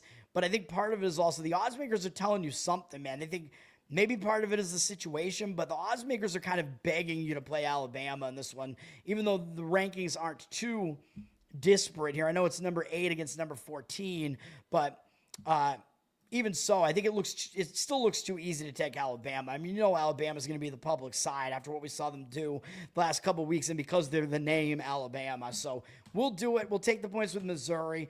Hopefully we get a win on that one too. Charles with penis there. I hope I didn't run Nate out of the chat there, man, by shitting on UNLV. I'm stubborn, man. I have strong opinions there. I've been a dick to Nate in the past. I apologize for all that, but hopefully I'm not being a dick this time. I'm just very stubborn about my analysis on UNLV here, but I'm not making it personal this time. Unfortunately I did that other time, which I should not have done. I was out of line that time. Oh, thank you, sir. Yeah, penis. You mean Michael Penix? You got to pronounce that right. Yeah, that's right. Penn 15. I get it. I get what you're saying. I missed that. Flew over my head completely. Roll Tigers against Roll Tide. Yep, that's right. Finally Charles comes through after 3 weeks, I think, telling me there's some soul food restaurant near Auburn. It's Panny George's Kitchen. Okay. All right, got it. So that's what we want. Oh, thank you, Charles. No, I want to be more entertaining though. I want more people to, kind of. I like the interaction here, but I just want more people to watch my show. Although it means I won't be able to interact with everybody in the chat once it gets that, if it ever gets to that. All right, let's do this, man. This is gonna be like 2 hours 10 minutes here. I think you're gonna hate this next play. You're gonna hate the most. You guys might not hate those other ones that much. They're not too crazy, too contrarian. This next one is as contrarian as it gets, man. We're going to go to the Red River Shootout between Oklahoma and Texas. And you're not allowed to call it the shootout anymore because you have to be PC now. You can't talk about guns anymore. You have to call it the Red River Rivalry now. We're going to go with Texas +1, or maybe they're a favorite now, whatever. I mean, if you're just playing them to win the game, I think it's the right way to go. I know it looks ridiculous. This is one of those rankings versus line disparities here. Oklahoma was +3, and now they're a pick'em. But I can tell you why the line is moving, and you can maybe wait to play Texas too. You might get a little bit of extra value on this if you wait, because the line is only going to start moving a little bit more towards Oklahoma because of the quarterback situation, which is that Oklahoma's quarterback, Mateer, got hurt, I believe, in the last game. Or I think actually he missed the last game. I think they played a cupcake last time, and he didn't play at all. Hold on, let me find it here. But I believe Mateer is almost definitively playing at this point, which is why you see the line move, because I think Texas was actually favored when it was going to be Oklahoma's backup, who is, I don't even know who their backup is.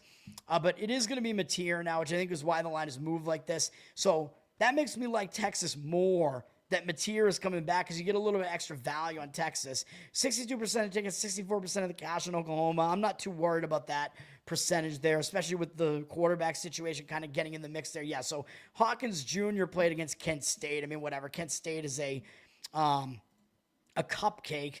Let me see. Did Mateer get injured in this game? No. So Mateer, I think, got injured towards the end of the previous game. It must have been against Auburn. So Kent State was the injured player spot for Oklahoma last week, and I mean, it doesn't really take much effort to beat Kent State, so whatever. But Mateer is coming back, so it is going to be the reverse injured player spot, though, for Mateer, where, I mean, I'm not going to say Oklahoma's gonna like breathe a sigh of relief, really, like, oh, we get our starting quarterback back, we don't have to play as hard, because this is the Red River Shootout here. It's a huge rivalry game, so both teams are going to show up. It's a neutral site game, by the way. It's at the Cotton Bowl in Dallas, Texas, so it's kind of between, it's halfway between the two, even though it's in the state of Texas. It's halfway between Austin and Norman, basically. So I think they always play this game in the Cotton Bowl, if I'm not mistaken. But that makes the line even look a little bit more strange, by the way. So Mateer will come back, so I do think that does mean that Oklahoma is still kind of in that mental spot where, oh, we get our starting quarterback back. We can kind of like breathe that sigh of relief a little bit. And I think the way Texas has been playing recently, Oklahoma might take them a little bit lightly, man. I mean, you see Oklahoma's ranked 6th in the country. They're 5-0. Texas is 3-2 now after last week, and they've dropped completely from the rankings. But come on, man. Texas was number 1 in the country to start the season. And I'm not saying they're actually the number 1 team. I don't think they are. But they went from number 1. They lost to Ohio State in week 1 in a close game on the road. You can't really blame them for that. Ohio State is probably the best team in the country. And now because they lost to Florida last week, now Texas is no longer even ranked at all. Do you really think that Texas is not still a top 25 team? I mean, that's ridiculous to think that. They've only lost 1 game in the SEC, so they're not dead yet. And this is a massive, massive rivalry game. So, although they are a 2-loss team, but I don't think they're going to get knocked that much for losing to Ohio State, at least. So I still think they could still get to the playoffs. They got to win a lot of games, and it starts here, but you know they're going to show up for this game. It's a huge rivalry game anyway. They're going to show up for it. They're going to be embarrassed after how they played last week. They're going to show up. The public's not going to want them at all. And they're just being severely undervalued here. And you're looking at a line, like I said, where it's like a pick 'em price, basically. It's just pick the winner. And it's pick 'em horns here, hook 'em horns. You're looking at the number 6 ranked undefeated team in the country, basically almost being an underdog against a 3-2 team. Well, why is that? Well, the odds makers are telling you these teams are about even, and I actually still think Texas might be the better team out of the two. The odds makers are telling you that Oklahoma maybe is the slightly better team. I know it's because of Texas's offense. Their offense has been struggling. Oklahoma's offense has been good with Mateer. There's no doubt about that. And they did win 2 decent games against Michigan and Auburn. I mean, those were their big wins. But Michigan, remember, that was Underwood for Michigan. That was his first road test. It was a really difficult spot for Michigan. So, you know, I mean, we can not put too much weight into that win for Oklahoma. And then their win against Auburn was a little bit BS. I mean, it was a close win, and they only covered because of a late weird safety in that game. So it was a close game. So Oklahoma, I mean, when they've stepped up against good defenses like Michigan and Auburn, I mean, their offense has not actually been that good with Mateer there. And, of course, we know Texas, they're a good defense. So Texas probably is the better of these two defenses. And, you know, I lean to defense. Both of these defenses are good. Yes, Oklahoma does have the better offense, but that's why the public is going to be on them. I'm going to go to the team that's the undervalued team here.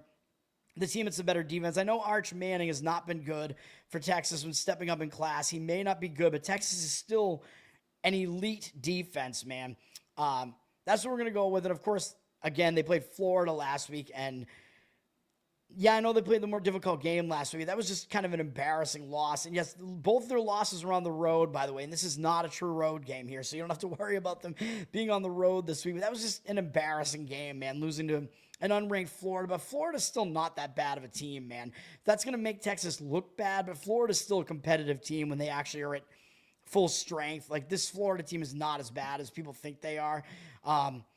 So, yeah, all that being said, we're going to go with Texas here. I think they're the undervalued commodity here at this point. It's like playing the stock market, man. I think the stock is as low as it's going to get on Texas here at this point. I was on Texas a couple times last year. I know some of it didn't work out for me, thinking they were undervalued last year, which I still think they were, getting into the playoffs last year. Arch Manning is not even as good as Quinn Ewers. I know he hasn't been good. He's only looked good against bad defenses, and Oklahoma's not a bad defense. But still, I think it's going to be a low-scoring game. I think it's going to be a game where Texas is in this game and has a really good shot to win the game, and that's what we're going to go with here. I think they get it done. So, yeah, we're going with Texas as the undervalued commodity there. The rankings makers are telling you something completely different than the odds makers, and the odds makers are the more trustworthy bunch. The total did go up from 42.5 to 44.5, but this rivalry a lot of times recently has no longer been the shootout. I mean, I think it's going to be a more defensive game, and I think both defenses are better than both offenses. 51% of tickets are on the under, but 52% of the cash on the over. I would lean to an under in this game. I think the under makes sense in that game. So those are my thoughts on that. You're grandfathered in. Yeah, that's true. I'll try to get your chats if we blow up. The rankings are basically made by, they're like, I think like beat writers and like people that are like involved in like various schools throughout the country. So they're just, it's all like eye tests. It's all what they saw most recently, basically. And they seem to be getting worse and worse. Yeah, get her done. We'll bring Larry the Cable Guy in. Red River Massacre. I don't think it's going to be a massacre one way or the other. I don't think it's going to be a blowout. But hopefully it's not a blowout against us, because then I'll look real bad. And to finish it off, our last play, we're going to go with Auburn plus the 4. We're going to fade Georgia in this one. Georgia, I know they're good. I think they're maybe not as good as they have been in the last I think last year, they looked like they started taking a little bit of a step back last year, even though Kirby Smart is good. I know, whatever. Georgia's ranked 10th in the country right now. I think they're basically deserving of that ranking. They're definitely good. They're still one of those top teams. I think they're still a playoff caliber team, but I think Auburn is very much under the radar here. This Auburn team is not bad. And I think the spot sets up nicely. And the fact that Georgia's only laying 3.5 or 4 points here on the road, it looks like you can get 4 here. It's up from 3.5 to 3.5 with juice. 67% of tickets and cash both on Georgia here, but it looks so easy to take Georgia. The public is on them. I think you'll wind up seeing less of the cash on them here. It looks so easy to lay that with Georgia, a big name team like that. And we saw Georgia. I mean, their resume looks pretty good so far this year too, better than Auburn's does. So the public, they're going to be on Georgia, the known quantity here, laying what looks like a cheap price. They're going to look and see Georgia beat Tennessee in a high-scoring game. That looks good. Their only loss was to Alabama by 3, so people are going to see that as a good-looking loss. And then they bounce back from that pretty nicely with a win and barely a cover last week against Kentucky. So they did not have the letdown. So I think maybe this is where they have the letdown. Remember, I did mention that Kentucky did play Georgia really close last year, so I thought maybe Georgia would kind of show up in that game, which was kind of my hesitation there off of the Alabama game, that maybe they would still kind of focus on Kentucky because Kentucky did well against them last year. So they were able to play pretty well in that one. I think this is where the bad spot comes in, man. Georgia's only played 1 road game so far, and it was that game where they almost lost at Tennessee. Tennessee had chances to win that game for sure. Tennessee took them into overtime. I know Auburn not quite as good as Tennessee, but they're not bad. And Georgia does have Ole Miss up next. And then after that, they do have a bye, and then they do have the big cocktail party, the world's biggest backyard cocktail party, whatever the fuck it's called, against Florida after that huge rivalry game there. So this is the least of the next 3 games upcoming here, man. And I do think Auburn's a little bit under the radar here. Oh, by the way, I forgot to mention one other thing about Alabama and Missouri. My apologies, I forgot to mention this. Alabama has actually given up a lot of yards on the ground against the good rushing attacks, which includes Georgia. Alabama, it slipped my mind, man. One of the reasons I like Missouri, Alabama gave up a lot of yards on the ground to, I believe, Florida State, Georgia, and Vandy. Like, all of them put up some big rushing totals against them. So Alabama's rushing defense is kind of questionable, and Missouri is a very balanced offense, and they're one of the best rushing attacks in the country right now, although I know they haven't played anybody very good yet. But Missouri, they have an offense that can take advantage of Alabama's defensive weakness, which is against the run. So, and that also, I think, helps playing an underdog, because if Missouri's going to be running effectively, it shortens the game, so it means the points are worth a little bit more. But yeah, I do think Missouri is equipped to play well against Alabama's defensive weakness. So I forgot to mention that, so I'll throw that out there. But anyway, back to Georgia here. Gunnar Stockton hasn't really played that well when stepping up in class. He played well against Tennessee, but that game went into overtime to pad his stats a little bit. He didn't put up many yards against Alabama or Kentucky. So I don't know what the deal is with that. But yeah, I mean, Georgia, maybe a little bit of an overvalued commodity right now. And then on the Auburn side of things, Auburn's coming out of a bye, and they went into the bye on a bad note. They played Oklahoma and Texas A&M, and they lost both those games. But that battle-tested Auburn, and they only lost those games each by a touchdown. They lost by 7 to Oklahoma, and I told you there was a safety at the end of that game. They should have lost by 5. And then they lost that game to Texas A&M. I know Texas A&M did really seriously outgain them in the game, which is part of my Texas A&M handicap last week. But Auburn still played them tight, man. They played them pretty well. I think this Auburn team is a bit under the radar right now, although I know they haven't beaten anybody good yet, but they played well against 2 really good teams on the road, no less, in Oklahoma and Texas A&M. So this is actually going to be their conference home opener against Georgia on ABC. So I think they're going to get up for this game. This is at 7:30 p.m. Eastern in this one.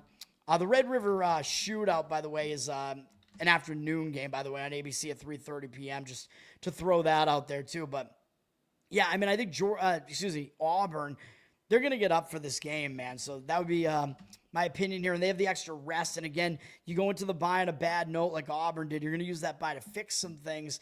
So I think that's what we're going to get out of Auburn. That's going to do it. Those are the plays, man. Hopefully you guys like them. Michigan State -7.5. I don't think you're going to get a better number on that. Maybe it's possible. Missouri +3. Texas +1, or maybe you'll get even better than that. And then Auburn +4. Missouri, you might get 3.5 as well. So, but yeah, Auburn +4 is the last one. Those are the plays. Don, what's up, man? Don asking about UNLV. No, sir, I do not. I do not like UNLV. I don't like them as a team. I think they're the most fraudulent team in all of college football. But I hesitate to want to play against them necessarily this week, though, because I do think Air Force is also in a bad spot coming off that big game against Navy where they almost pulled the upset. So I'm hesitant to look at that game at all, to be honest. But I do not like UNLV, though. Like, I don't think there's any value in that. I think UNLV is massively overvalued and a very fraudulent 5-0. Nate having his laugh at that because Nate likes UNLV. I do not. But I don't have like a really strong opinion on that game, though. But generally, I do think UNLV is very overvalued, and we're going to see them just completely fall off a cliff at some point based on what they've actually done so far this year or failed to do. You're going to put those in. All right. Hopefully, I don't let you guys down. Thanks a lot, guys. Thanks for hanging out. Long episode, maybe the longest so far. Almost 3 a.m. This sucks. We were watching that baseball game. I thought I was going to be quicker at this, but I never am. Whatever. I'll be back in the morning, and we got to talk about there's a full hockey slate tomorrow. We got to talk about that, but there's not a whole lot else. I don't even know if there's any baseball. There might be actually, I think there is. There's Cubs Brewers. I think Game 5 is tomorrow, so we get another Game 5. UNLV is our only disagreement. We disagreed every show last year. I'm going to continue to disagree on UNLV. Oh, thank you, sir. That's going to do it. Learn to Toad on Twitter. Learn to Toad on Instagram. You can find my stuff there. Like, subscribe to the show here. Better Off Dead, of course, until I change the name of it. We're also on Apple and Spotify. The reviews on there help me out as well. Listening helps me out there as well. Covered in Uke is my ukulele channel on YouTube. I got to get UkeTube. I got Covered in Uke. I got to get the most recent covers up. I think I'm pretty much up to date with that, but I'm not up to date on the Patreon, so I got to do that too. Patreon.com/LearnToToad. There is a Uke feed on there at one of the levels, and not many people want it though. So I got to get some more. I got to figure out some more Patreon content here. So we'll see about that. That's going to do it for now. There may be an announcement that I am going to have about being on a new podcast that may or may not be sports related. That's not going to be just me. So we'll see if that comes to fruition. And if it does, hopefully it takes off. But there may be an announcement coming about that. So stay tuned for that. Patreon.com/LearnToToad again for the bonus Uke content for now. And you get prioritized requests that nobody's taking advantage of yet. Take advantage of me, baby. That's going to do it. Tower bald. No, it is not bald. Bald will still be a series that I do with Clint, though, when he's available to do it. I don't know when the next one of those will be, but we'll probably do another one at some point for some playoff or something. I don't know. We'll see. For NFL playoffs, maybe it'll be the next one. Or maybe, yeah, I don't think he follows college, so it would be NFL playoffs. And especially if his Chargers are in the playoffs and or if my Colts are there. That's going to do it for now. Have a good one, everybody. Good morning to you. I'll be back in like a few hours. That's going to be great. Peace out for now, guys.